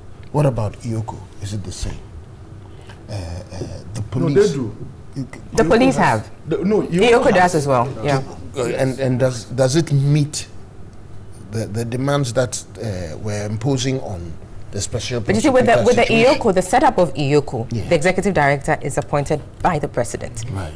And with that, there's no security of tenure. Right. So it doesn't, you know, give him the exactly to do. So clearly what Kasisi raised is applicable here. Yes, and therefore political interference. Exactly. Which is what we're trying to avoid.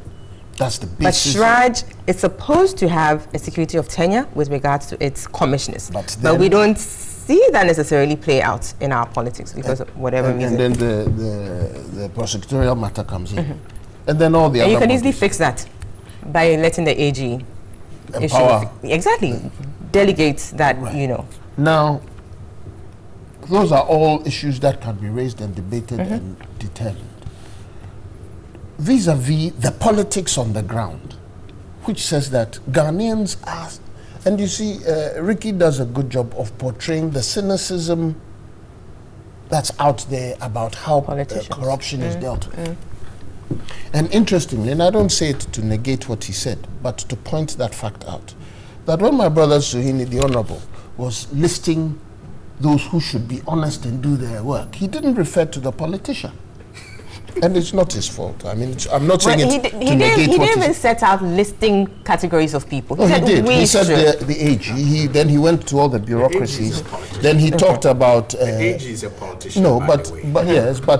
but you were very specific about the kind of work that they should We're be talking doing. about prosecution of corruption. And so I had to list First the of all, I people didn't who are- disagree. who are related to it. First of all, I told you clearly that I don't disagree with you. I'm just raising it for a particular point. Okay. And I haven't made that point.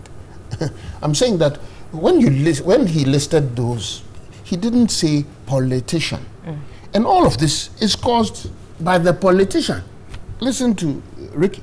And he's not wrong. People have that perception. People think it. And a lot of the time, even Bobby was talking, when you say it ends up, he's referring to, by the way, that 3 million hasn't come on. He was just citing something. It was an example. He'll pay me later for it. And that will not be a corrupt act. But you see, when he cites all of that, when Bobby cites all of it, it ultimately comes to that concern. Now, who is this person who is saying that this is his belief that we will begin to solve our problem with this act? Akufo-Addo, the president. Who's he? I mean, he's with all the experience. He's been around all the years of all the years that have built the cynicism of my brother Ricky. All the years that have culminated in Mr. Suhini, the Alhaji Suhini becoming a member of parliament, all the years that Bobby has become a panelist on our program, and me, all my politics. He's been around all those years. The culmination of that is he sees this is the problem that we are all cynical about. Me, I'm cynical about the fact that we have serious corruption issues. You talk about the bureaucrats. It's a serious problem. They are the ones who can put the contract there and then something happens. And then it's real. We all know that. So this man sees that. Luckily for us, he also has a record to back what he has seen. The NDC tried it so many times, trying to tag corruption on him. It didn't work because the public knows. It's not a matter of image alone. By his acts and deeds, the public knows that he doesn't tolerate those things. Today we have him as president. And therefore, when the expectations of Ricky are that high about what he should do, I back it. We expect him, because of those high expectations, we expect him to do something phenomenal. Now, what is that thing phenomenal that he wants to do? He thinks that, first of all, let's tighten the legalese. Let's deal with the legal aspect because, for example, we're battling Galamsey. When you pick up the Galamsey person and the person goes to court, they slap him with a cheap fine. You can even, all these, I mean, we have flaws in our system. Recently, and I think it's one of your topics that might come up, we're talking about this Delta Force thing, and there's an argument that the government is at fault because of a cheap slap of a fine. But it is law. It is not governance. It is law. So all of us should look at those things. So in this instance, we're saying that, yes, we have these bodies, but they get negatively affected by appointments, like you pointed out, that the president ends up being the appointee, and then sometimes, in some instances or more instances than not, either the person is afraid that they'll be told to go home and things, so they do certain things, or they are actually interfered with. The long arm of a politician comes and taps you. And recently, we've had the Honorable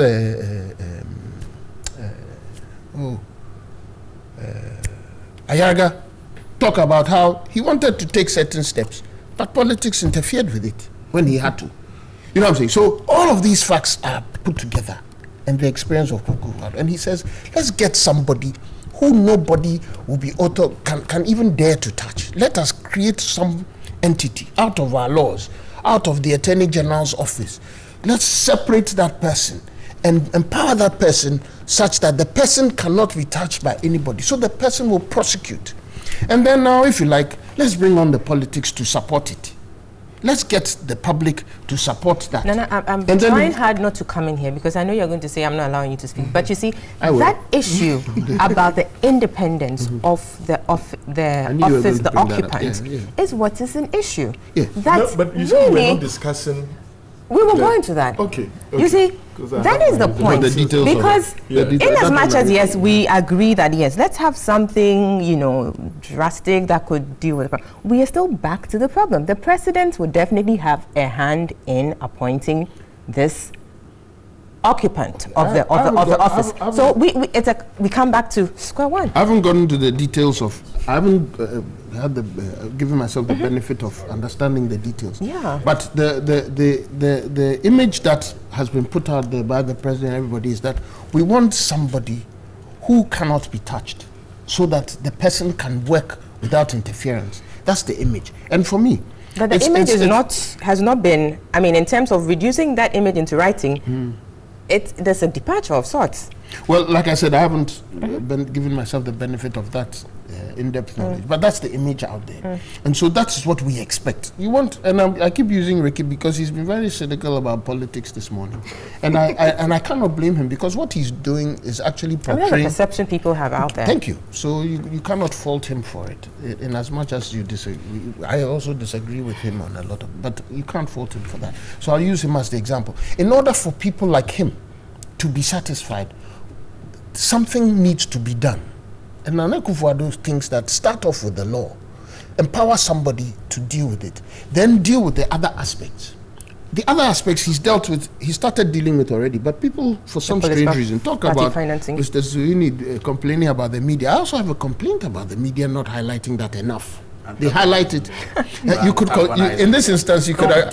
In this instance, I agree with you. I want to antagonize that because it bothers me. But you can't. It bothers. It bothers me that, you know, in the first public event encounter by Nana Akufo-Addo with the police, he told them, "Go after anybody who does anything wrong." He said it at a police event. He said it. And it was just a passing comment in an article that reported the event. But for me, it was the most striking thing that it's the first time and I said it a few times when I got the opportunity on a public platform, that I've heard a president tell the police in that public setting that go and do what you have to do. Do not come to me and find out whether you should do this or the other. And then he said it in other places, including the NPP's conference. And the police is finding it hard to actually comply with that. You see, so now the question becomes why? And I have no problem with that. I think it's a fair statement. You see, so he has made that, and that's the other aspect of battling corruption. When you have the leader saying, I will not tolerate it, and so I am empowering you, do not come to me, do your work. And he did it again yesterday at the Krobo Festival. He said it again. I wonder how much highlighting that's going to get. I've noticed that one or two articles have come out. But that's the point. The point is that he is saying that I am not touching you because you must do your work, and that is what is going to help us fight this matter. In conclusion, I've picked up a quote from the Honorable Ben Abdallah Banda, and he says, and it's supposed to culminate or sort of give us basically what this whole thing is supposed to be about. And by the way, the articles and statements from the minority don't help us because it makes us feel like they want things to be covered up. You see, the reasoning that you are finding is not good enough. When you say that... Which reasoning? For example, the Constitution says this. Yes, it does. Oh, yeah, I mean, those are legitimate issues they've raised. The Constitution says all those things, but is it not true? And let me side with Ricky again. Is it not true that in spite of the Constitution, the politicians sometimes do the very, very anti-Constitution things? Exactly. And so if now we find an opportunity to emphasize that we, the politicians, together support the fact that we need to deal with this canker. What's the argument? By breaching the Constitution? No, by adjusting it. They haven't breached it. They are adjusting it. How do you adjust it? It's going How do you adjust? I know, yes. Please he's going to go to the shalls and the must and the things about law. Please. You see, here's the truth. I'm sure he didn't mean that. No, I did. Yeah, he did. No, I did. If you had used amend, Adjust. Well, okay. No, I like the suggestion from Ricky. Yes, and by amending it. I take adjustment. Yes, by amending it through the appropriate procedure. And then I leave the Honorable Shuini to his shenanigans about my way. But wait a minute, Nana, that doesn't end it. The fact that you changed it to amend, it doesn't end it. It has to go through the appropriate procedure. No, I'm saying. And that's the main issue. I'm saying, you see, and I'm speaking from a layperson's perspective, so we might get caught up in the website. No, I have no problem with that. Yeah. I think it's fair game. But my real thinking and belief is that, is it not true that we're tired of this corruption business? We're totally tired. Absolutely. Is it not true that we must want to deal with it? This approach is a way, and let's test it and see. Very well. Bobby. Yes. You didn't even let me finish quoting Mr. Okay, then quickly quote him. He's in my conclusion, I brought something to all of you, and because I said adjust. Please quote him. Please quote him. Serious. Understand the kind of government. No, please allow him. We're running out of time. So You can play with the word. Nana, I please have no problem quote with him it. and let's carry He said on. the time has come for an institution like the Office of the Special Prosecutor so that the corruption can be tackled decisively. This is a quote from my Joy Online from him. Very well. And that's the bottom line. That's we the must bottom line. decide to finish this business of tackling corruption. We must. Very well. Bobby, Yes. you've been itching. Yes. To talk about this. Yes. But there's a statement by a judge in a case that involved TV3, and I would want to repeat it. Quote it. It's reported. It's reported in a 2010-2012 One Ghana Law What's the report, title? page 64. It's Joseph Ejay versus the Republic. I won't mention the judge's name. You'll find it in the report. This was a case where GRA officials were supposed to have audited the books of TV3 and then pay, and some money changed hands and here and there. This is what the judge said.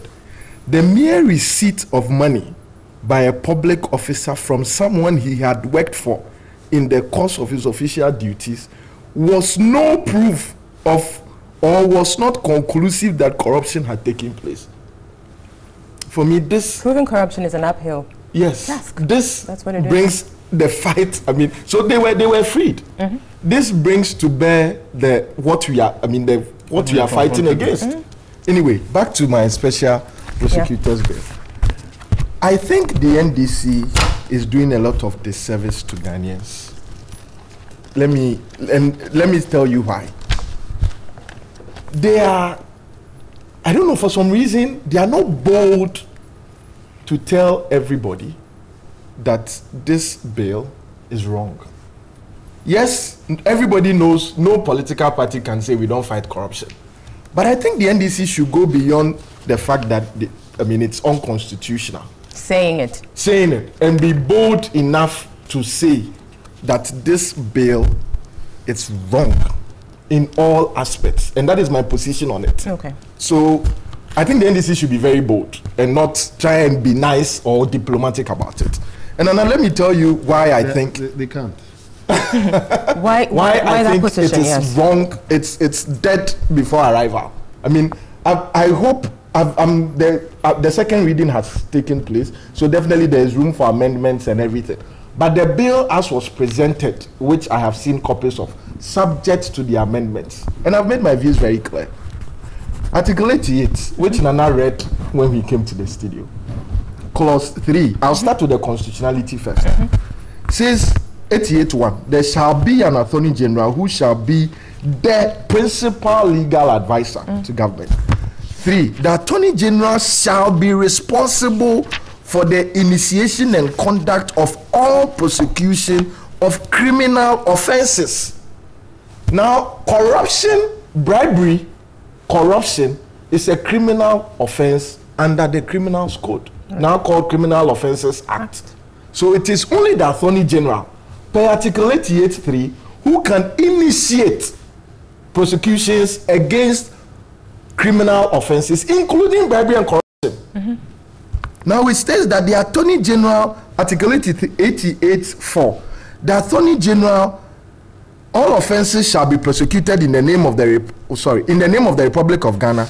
All offenses prosecuted in the name of the Republic of Ghana shall be at the suit of the Attorney General or any other person authorized by him in accordance with the law. Now, the Criminal Procedure Code, CPC, has given means by which the Attorney General can delegate these prosecuting functions. So we have SNIT, which has been authorized by the Attorney General to prosecute criminal offenses under the SNIT Act. Even Ghana Telecom, now Vodacom, or I said, even has that authority. So they also prosecute people who do not pay their bills because it was a national asset. Saturday, if you go to the Saturday court now, you find them being prosecuted there. They've been authorized by the Attorney General to do that. Outside this provision, no other body can be created outside the Constitution to prosecute criminal offenses independent of the Attorney General. That is a fact. It cannot be negotiated otherwise. So if we talk about the constitutionality of or otherwise of it, for me that is the position. Now I know that yes, it was a campaign promise. Yes, it is a campaign promise, but we must do it within the ambit of the laws of Ghana. Now move away from the constitutionality. Look at the bill that has been proposed. Amna, the most important clause in that bill, which is not being highlighted, is the provision that gives the special prosecutor the right to choose which offense he can prosecute and which one he cannot. And in fact, it's been stated in the bill that it is only offenses of substantial economic damage, or as it were. That phrase, substantial economic damage, has not been defined in the bill. You know what it means?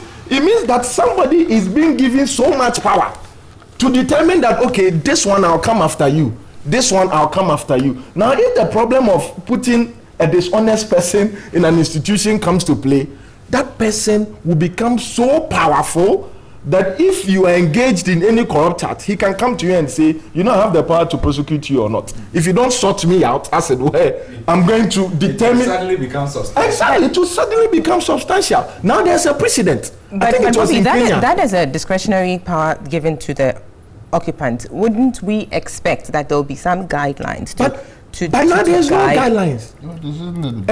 And there's a precedent. I think it was in Kenya, where they found out that the special prosecutor had amassed so much wealth by going to businessmen to tell them, until you give me A and B, I am going to investigate this transaction of yours and declare it to be substantially, corrupt in the sense that it substantially affects the economy, and then I'm going to jail you. So businessmen started bribing this special prosecutor.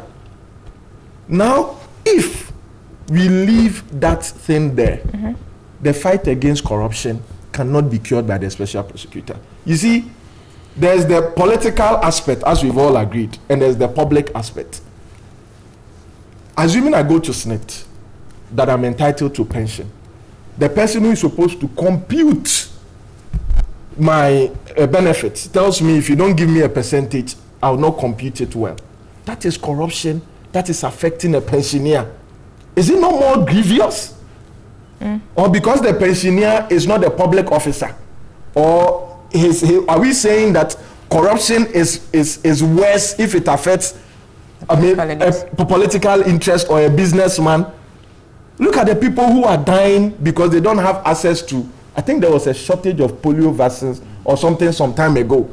Assuming it comes out that somebody has sat on the money or somebody has sat on whatever that is supposed to buy those drugs, are we going to say that because that does not affect the economy of Ghana directly, it is not corruption? But we need to take a break. I know you're on the roll, but we need to take a break at this point. When we come back, we'll look at this some more. And look also at the issue still on the independence. There's an issue about, of course, there can be that break from the AG, so at all costs, there's that reporting back. And exactly. And so the AG being a political appointee, there's that thing already. And then there's supposed to be a board between the AG and the office of the special prosecutor. Questions about why the special prosecutor should even report to a board when the AG doesn't, have all come up. We'll look at that when we come back from the break. You're watching and listening to New Day Saturday edition. We'll be right back.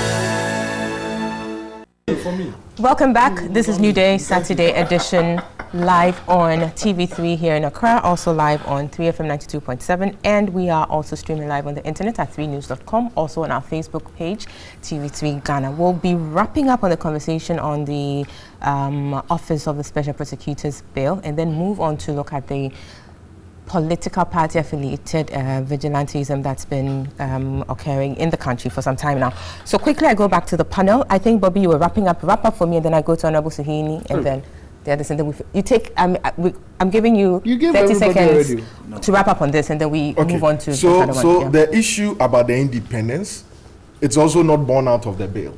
Now, the talk has been made that the Special Prosecutor's Office will be independent of the Attorney General.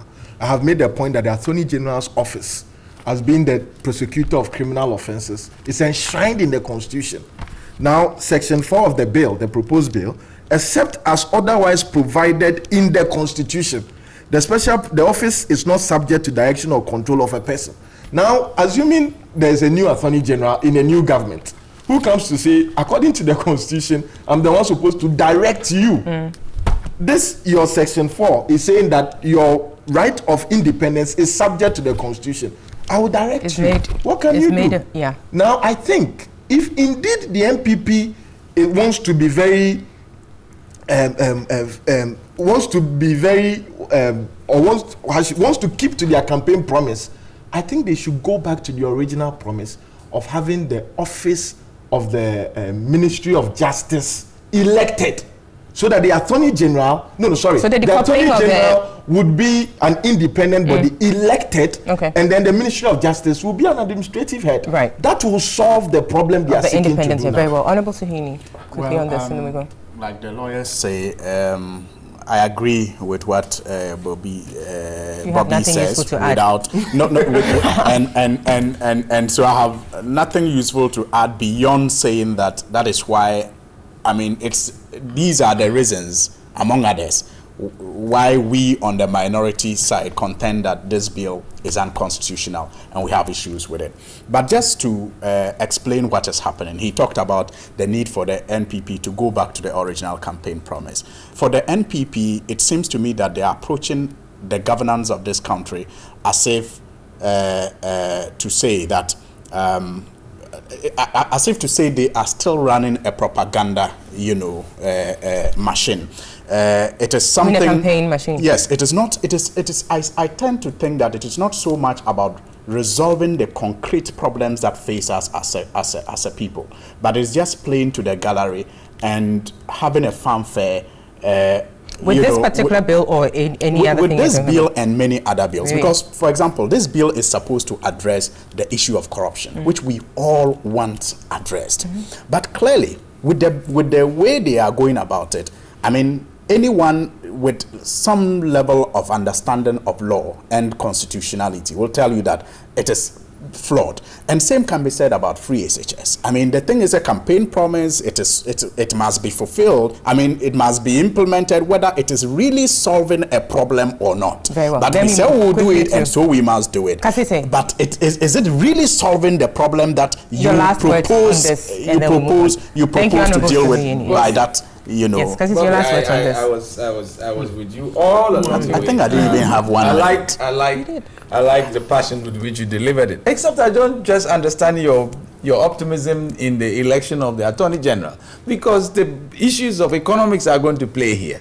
A very honest, objective. I was saying that was their problem. Yes, and you are saying that maybe they should, they should go back. And I am saying that, look, let's just admit that we still don't have the proper mechanism in place. But if it comes to elections, my brother, a righteous lawyer in my village stands no chance of being elected as the Attorney General, whereas a well-oiled, lawyer will get themselves there, and by the time they arrive there, they would have secured promises and made promises not to follow certain people. So, yes, we still have a problem. I was hoping that, in fact, my only optimism in this whole business of the special prosecutor was the name that was being dropped, Akoto Ampao, and the fact that he's a primus inter pares, in my understanding. That's simply... I'm hoping that you are not saying that all politicians has his name been bad. officially dropped even before the bill is passed? Yeah, I'm saying that it was dropped. It was dropped at some point. And yes. So that's word in there. You're done? I move on quickly. 30 seconds. So essentially, It's not. it's What are you talking? You see, they are spreading rumors about somebody you don't even know. You know that he's a card-bearing member of the NDC. okay. Now, please, it's still my time. It's my time here. Let him finish and then you respond to that, please. All I'm saying is that we have agreed on the corruption issue. I am wondering, there seem to be two lawyers on this platform. Is it possible to have a special prosecutor appointed on a case-by-case basis, so that that person is not a permanent fixture, as in this case? For example, the Ken Star kind of thing that happened. So why don't we? That is why it is. So maybe the president should. I'm still on my 1 minute. The president should have a special prosecutor in charge of Galamsey, for example, or the attorney general should set up. You know, so we do things ad hoc so that we are not seem to be trying to adjust. In other words, what you're saying is we need to think through it more broadly. Yes, Nana, wrap up for me and then we'll go on. I'll take some There are too many issues out there. Too many. I mean, The primary interest, the primary concern, I think, that we should all be interested in is that we have a major canker on our hands. These constitutions and these laws are all Ghana-made. So why can't we have a Ghana-made situation to solve this canker? I'm saying that President Akufo-Addo is offering us a Ghana-made solution. So take this constitution, and all the suggestions that are coming are good, because luckily for us, this bill is not an act yet. So they are. Some people have recommended that let's amend Article 88(3), perhaps. You know what I'm saying? All those things should come. And so for me, nothing being put out there is unacceptable. I think that all the ideas, including the minorities on boldness, they are all out there for us to see. Very well. The matter. And you see, the weakness of the minority in particular is, for example, in the example that the Honorable Suhini puts out about SHS versus Special Prosecutor. I mean, how can you? The real issue on the table is we have corruption to deal with. What is the best way such that Ghanaians will know that they are empowered to tackle this person because this person did this, that, the other? Nana Akufo-Addo is offering us this solution, and I think it is a very fair solution. Right. I think it is a very fair, Let me take some messages. Solution. Thank you, gentlemen. You've had your piece on this. Let me take the comments and views from our audience. Please let me read messages, okay? It has maimed you. This, Honorable Suhini and Nana Fredera, please allow us to bring in the viewers and listeners. This is coming in from Yamoha Inwa. He says, we have the AG, 2 deputy directors of prosecutors and state prosecutors who can prosecute corruption cases under the Attorney General. Why create another office of duplication? Why don't we save the public purse? Good morning, Abna. I listened to Nilante, and he said I was a member of the committee and that the report is not original because the original report does not have the signatures of the members, but the report in circulation doesn't have the signature of the members. Secondly, I'm reliably informed that the NPP has a committee report that they are yet to make public long before NDC commissioned there. So what are they talking about? I mean, what are you talking about either? Because I don't get this, really. But anyways, Diamond Ashon and Tesh is saying, whether the NDC admits or denies the authenticity of the Kwesi Botchwey report, they will still lose the 2020 election because the NPP will still not allow 23-0 to happen again. Regards to Chairman Freddie Blay. Augustine from Aprobi says, a party which wants to represent me must give me the right to tell them what I like or dislike about them. Whether the report is fake or not, I still have the right to tell them my opinion about the party, whether there is a report or not. Take it or leave it. You didn't add your name there. But next one is saying the minority should give its fullest support to the Special Prosecutor Bill if they are serious about fighting corruption in the country. That is Taino in Asamankese. Aziz Donline Was says this Special Prosecutor is room for pure corruption because it's going to be financed by gifts and donations. that I'm afraid it will not fly and its purpose of creation will die off. Musa Abato in Kumasi says, Abna, so is NPP telling us they cannot fight corruption with independent prosecutor? Until independent prosecutor is established, fighting corruption isn't big grammar, but political commitment, which this government falls short of. President Akufo-Addo shows little commitment to fighting this canker. Thanks to Almighty for adding another year to me. Okay, so it's your birthday. Happy birthday. Good morning, TV3 and your panelists. I don't think that transparent funding of political parties is, he says, is not enough to deal with corruption, because the politicians should still use the influence of their offices to solicit support of the people to stay in power. That explains why contracts are only given to party supporters. I mean, there are lots of messages coming in, but unfortunately I can't read them. We do appreciate them though. But we need to move on to this other important issue, political party vigilantism, this one particularly affiliated with or to the NPP. In recent times, we've heard, I mean, just this week, we heard of the Karaga situation, the Sisala issue, and prior to that, you know, almost every week you'd hear something. So, question is, I mean, amidst the calls by the president to the law enforcement agency to act, which Nana Fedra mentioned in the course of the program earlier on, we still seem to be struggling with this situation. How do we deal with this? Kasisi, I'll start with you. Are we finished with the special prosecutor? Oh yes, we did. We just wrapped up with that. No, we are not. Kasisi, let's go. I am very happy that you and old women shake when they hear. Yeah. I was not happy when I received the text from the gentleman about the topics, and he said MPP vigilante groups because these things are. NDC has their fair representation of that.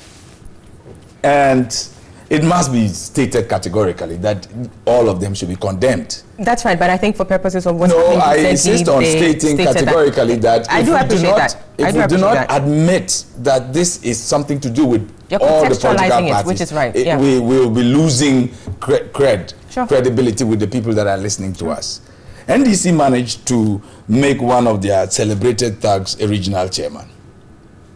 And that sets the wrong tempo. It sent the wrong message. And MPP is rewarding and legitimizing hooliganism. Once again, I try to speak for the regular Joe on the streets. We are rewarding people for unsavory language. We are rewarding people for maligning others. We are rewarding people for insulting people. We remember once upon a time, a president stroke professor of law stroke a senior citizen was called a chimpanzee. And somehow it came to pass. We have maligned the sitting president beyond comprehension. And we are rewarding these people. NDC is rewarding people, not all of them. I mean, this gentleman in front of me is not on record to be one of those. But NDC has rewarded people for untoward behavior. MPP is shielding and rewarding people for untoward behavior.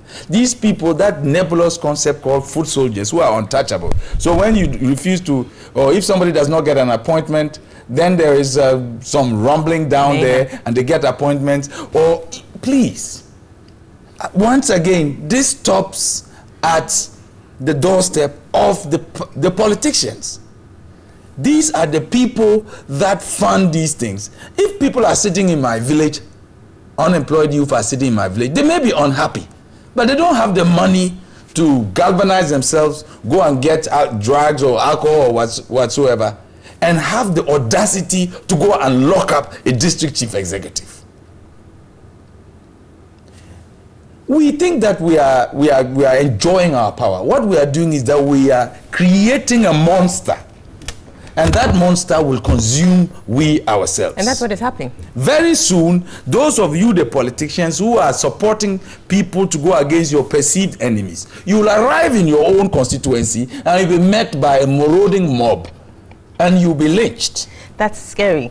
The truth of the matter is that we when we are in positions of power, look, there are some of the politicians who will arrive home and walk any day of the night, I mean any hour of the night, free. I am reliably informed that there are some politicians, when they get home, they go with their policeman right behind them. Even when they are going to see the chief, when they are going to see sick relatives, their policeman is right behind them.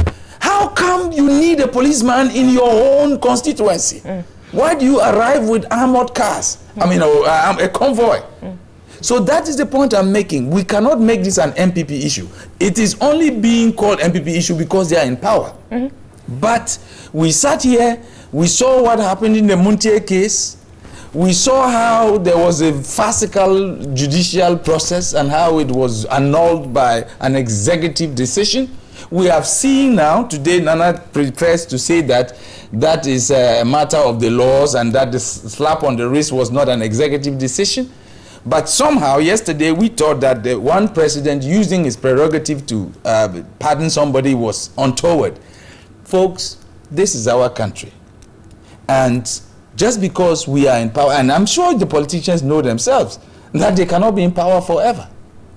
You know, well. So please, let us try and see this matter.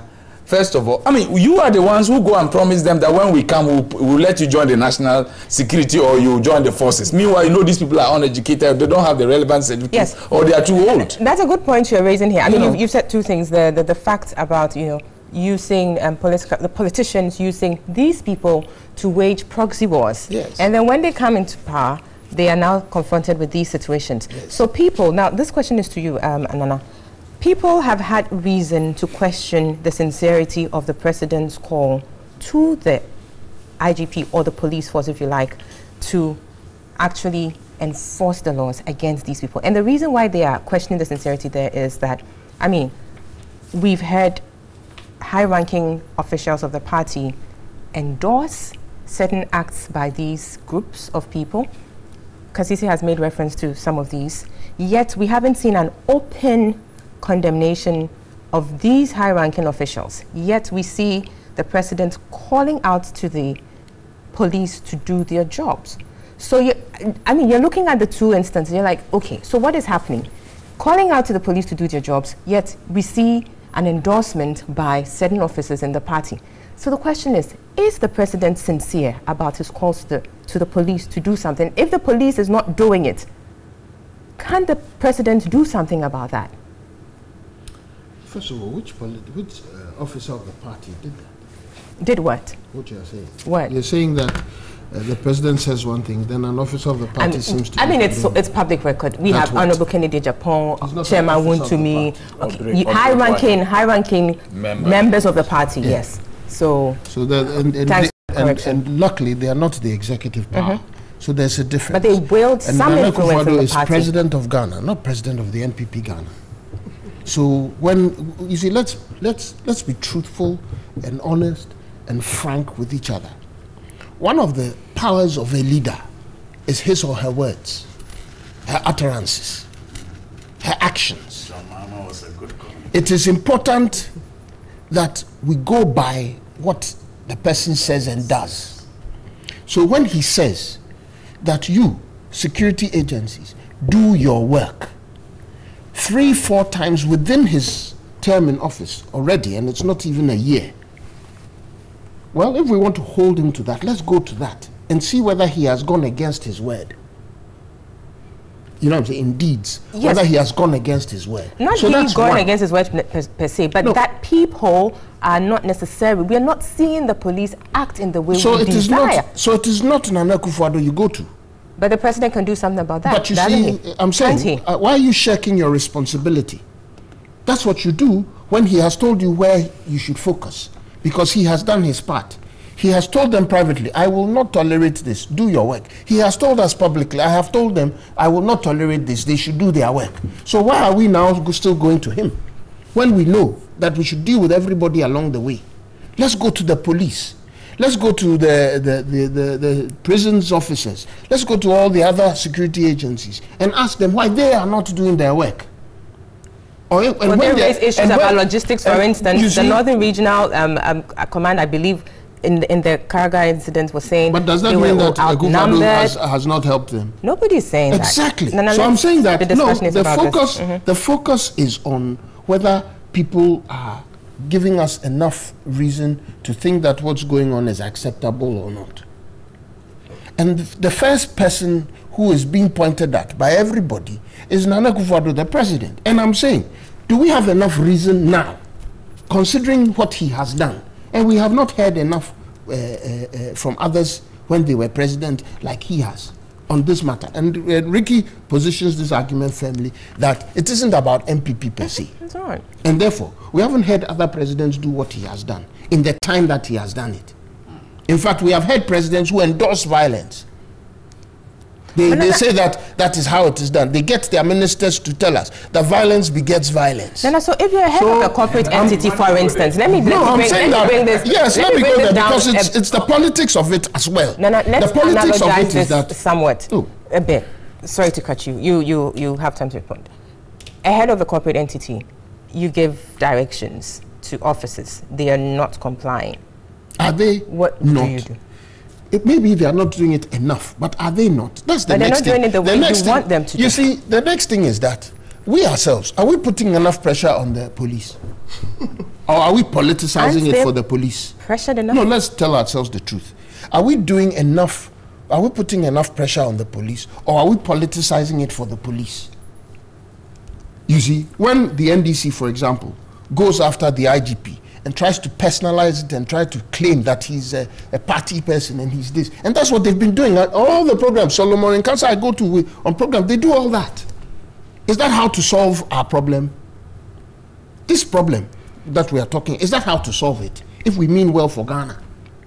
So let's take the politics away from the security bodies and let's deal with them. Let's ask them, why haven't you gone after these people who want to try to lock up the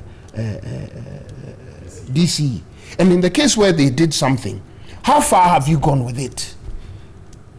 2 days ago, the IGP was on air. You know, he was in the press about what he is instituting. And if you go to the police headquarters now, you will find out that they are actually doing those things. Unfortunately, it takes time, considering the urgency that the rest of us require on these matters. And as opposed to what they actually get to do. It takes more time than we require.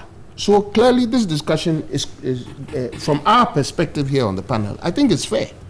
But the truth is that the police are also beginning to work at it. Go and ask. Have they taken actions on all these things? Yes. Was it enough? Maybe we have different views on it. I'd agree with some that maybe it's not enough. Maybe they need to do a little bit more. Maybe they need to be more, maybe they need to be tougher. But the point is that now the next thing is to face those bodies. Let's put the fire to their butts so that we see some real action to deal with this thing. On this matter of these people, I'd like to tell our activists on the ground, this is not the politics that the NPP believes in. There are processes. Go through your party processes. This is not what you, the young people, are expected to do for the party. You see, you can pass your comments. I'm talking to our NPP people. The people of Ghana voted for us because they know we're going to do the right things. This is not one of them. You do not lock your DCE. You do not go violent to solve the problem. The way to go about it is there. And those ways, you will be heard louder than it. Unfortunately for you, when you do the right thing, and I agree with you on that score, and I'm talking to those young people, they will not bring it on the panel and say you did a good job. Yes, that one they will say it. And it does, however, does not mean that going to them people who were thinking rationally, and I use this word advisedly, because see, the reason you have not gone to them to determine exactly what has pushed them to the point. We have an example. When asked as to why they locked the DCE, I believe, they said that the DCE is going about his business without consulting them. Right. And that there were promises made and all of that. How much time does the media spend on educating the public about the responsibility? Oh, no, you're making that our responsibility. Yeah. What about the party? What about the party? Yes, I am. What about the party share that responsibility. You know why? No, that's fair. It's fair for you to require the party to do that. I'm saying, what about you? You see, the fact is that you'd rather show organizing the media. Just a You minute. should be on my side on this because it supports you. Yes, it's a reality. When Ricky was talking about your thing, you wanted to pull out, but it's true.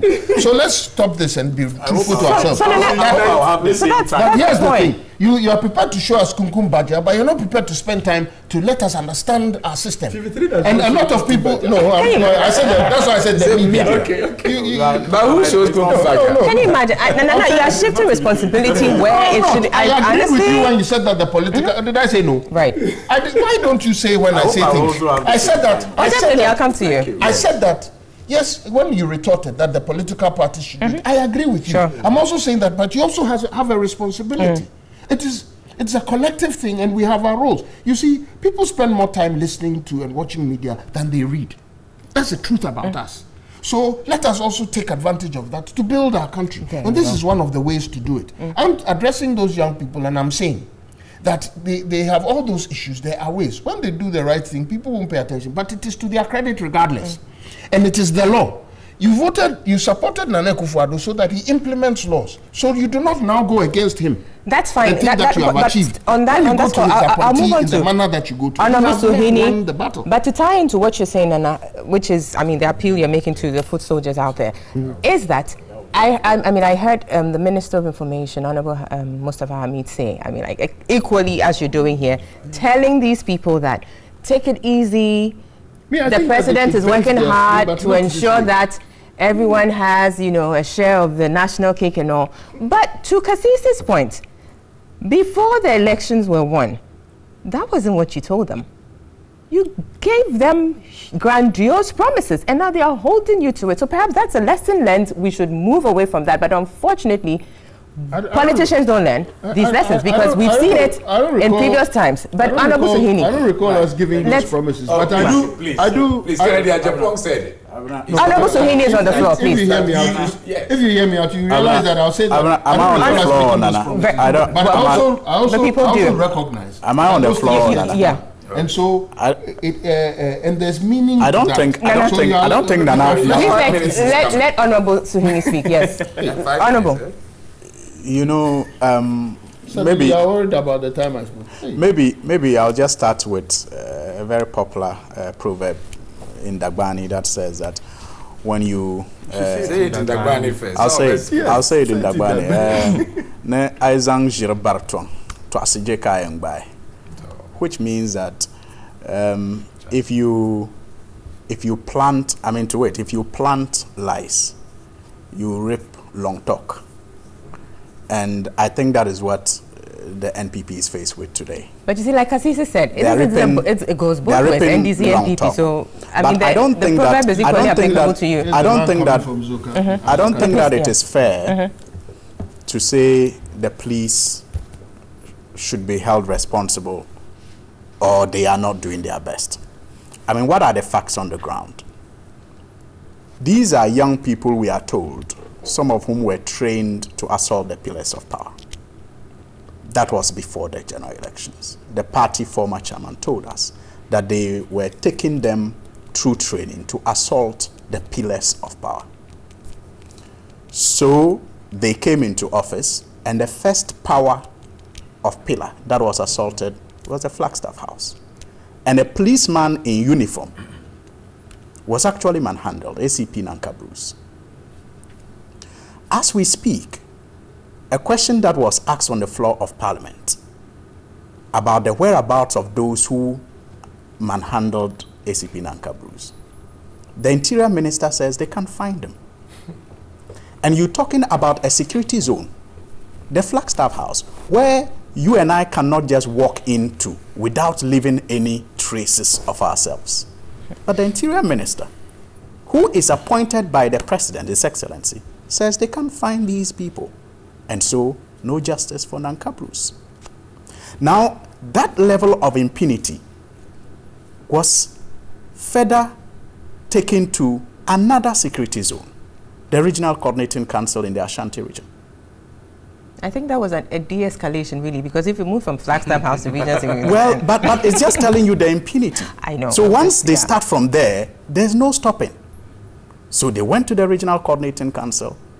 A security coordinator again was targeted, manhandled, pushed down the stairs. The people who were arrested were supposed to be arraigned before court. We were cautioned that if we did anything to them, we will see mayhem. We thought it was a joke, but the day they actually appeared in court, what happened? From the Flagstaff House to the Regional Coordinating Council, they went to another arm of government, the court. Disrupted proceedings, manhandled the judge, and then they were arrested. Now we had two cases there. You had the first 13 who were manhandling the security coordinator. Then you had 8 who disrupted court proceedings. Now the 8, what did the police do? That's what I'm saying, it's not fair to blame the police. The police arrested them. They did their investigations.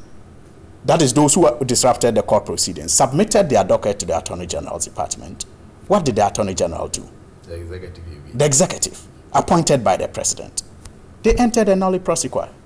And as we speak, nothing has happened to the 8.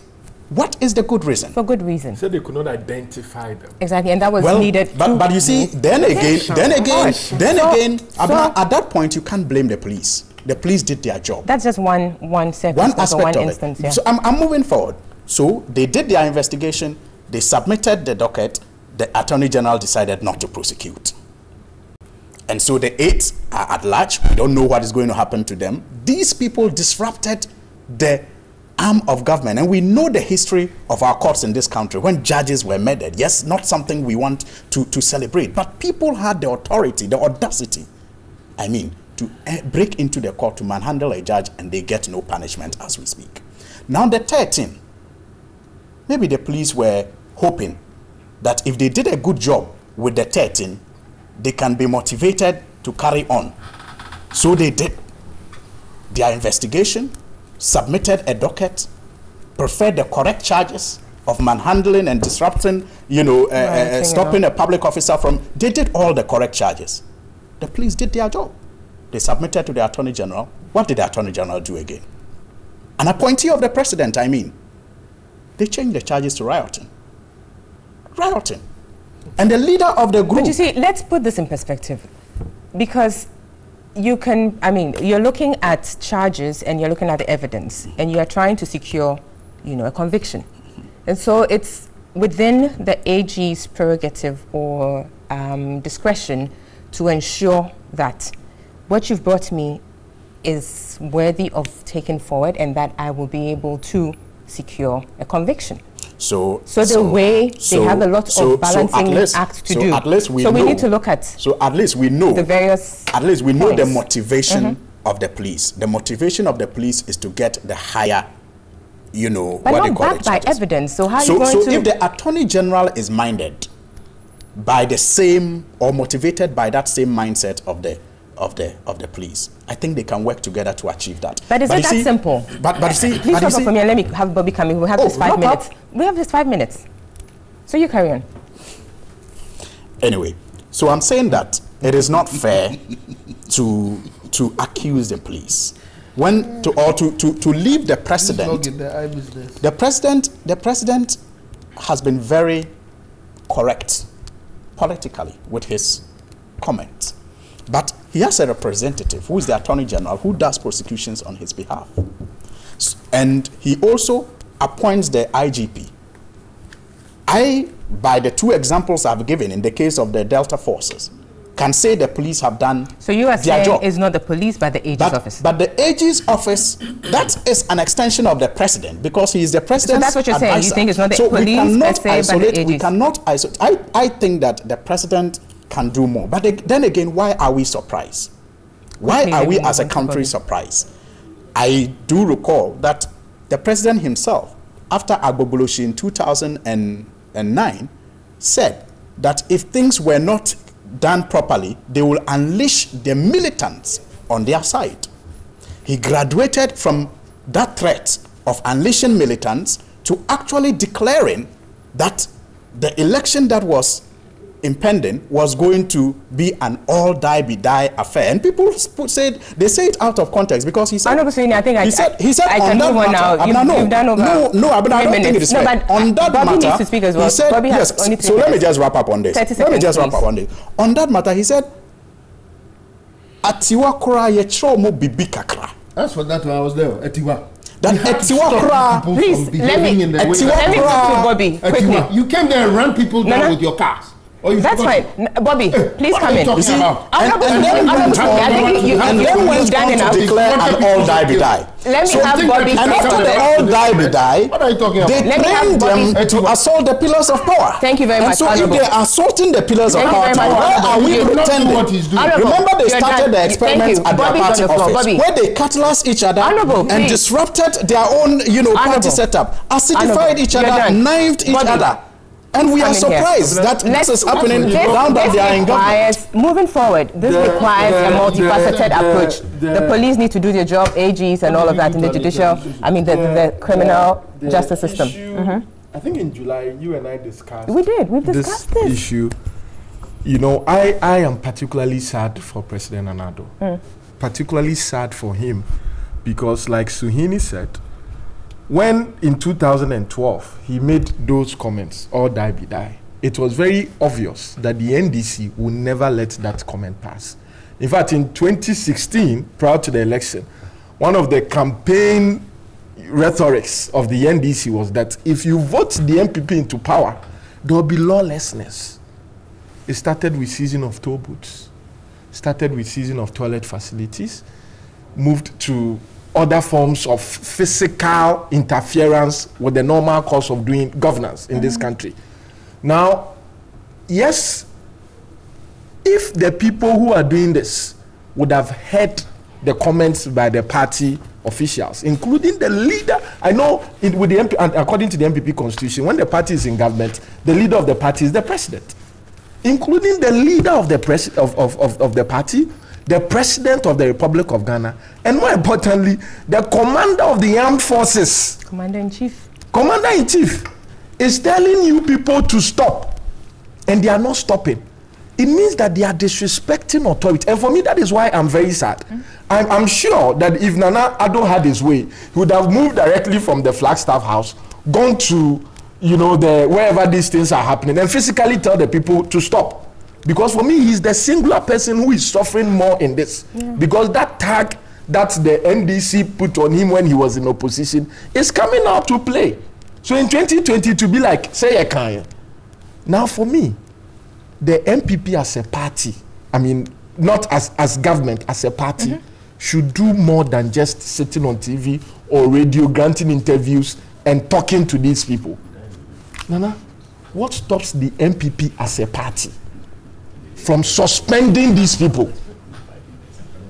Let the regional executive, look at what is happening in Krug. I heard the deputy secretary say on radio that there's a rift between the chairman and the YEA coordinator and the general secretary also because Edidija. He said it. Somebody used the word and they are chopping and we are not chopping and we all suffered and why? That is against the breach of the party's communication line. It is in the MPP's constitution. So if the MPP really wants to show Ghanaians, they know these people. Listen, in Tema, 2 months ago, during a program, these people, Delta Forces, came there, took the microphone in the full glare of the public. Police officers were there and said, if you don't give us the contract, what happened in Kumasi is small. They said it.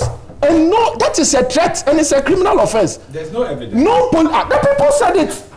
No police officer had the audacity to arrest these people. And these are people who, according to them, are card-bearing members of the MPP.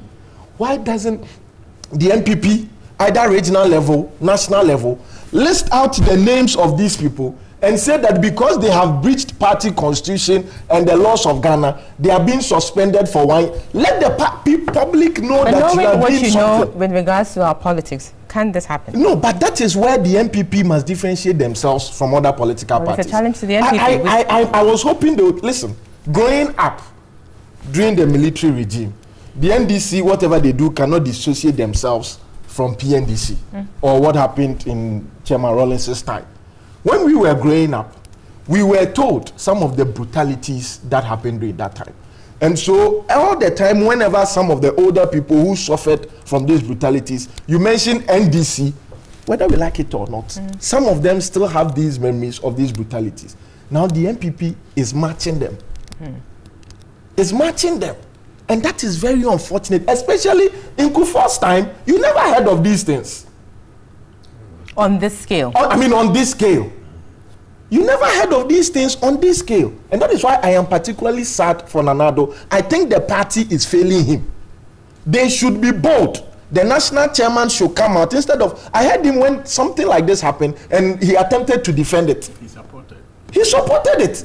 As a national chairman, he supported it. That's what I'm asking. It was Given the context of this, the politics here, you use these people to fight proxy wars. Can you now turn around? Somebody, I was discussing this last night with somebody. Giving an example, you encourage or you teach your child the total to steal from others. Will not be more than now 100. The person, your child now turns on you. Would you have any justification whatsoever to match his quotation of a proverb? My grandmom taught me that if you teach a parrot how to speak, you are the first person the parrot will speak to.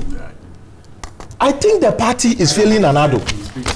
The party is failing Nana Addo. Well, they should list the names of all. They are less than 100. Bobby has thrown quite a number of challenges to the NPP. I don't think that the NPP will sacrifice the perception ordinary Ghanaians are having on them on the altar of these 100 people. They should list them out, even if they don't effect, or what is the word, you don't actually go ahead to suspend them. Issue a statement that these people who we have seen are breaking party rules and they are suspended for 1 year. Let the public know that as a party you did something. Now this is where we bring conversations to a close. Unfortunately, this is all the time we have. Let me state, just when it gets, just clearly, this is where that it the party has taken a firm position. Would say a big thank you to the panelists. Thank you. Kasisi, Ricky Pepra, Al-Hassan Suhini, Bobby Banton, Nana Fredo Ajiman Ofoyata. We say thank you to you viewers and listeners for making the date with us. We appreciate your comments and contributions. We'll see you back here same time, same place next week. Until then, my name is Abna Tibi. Bye-bye.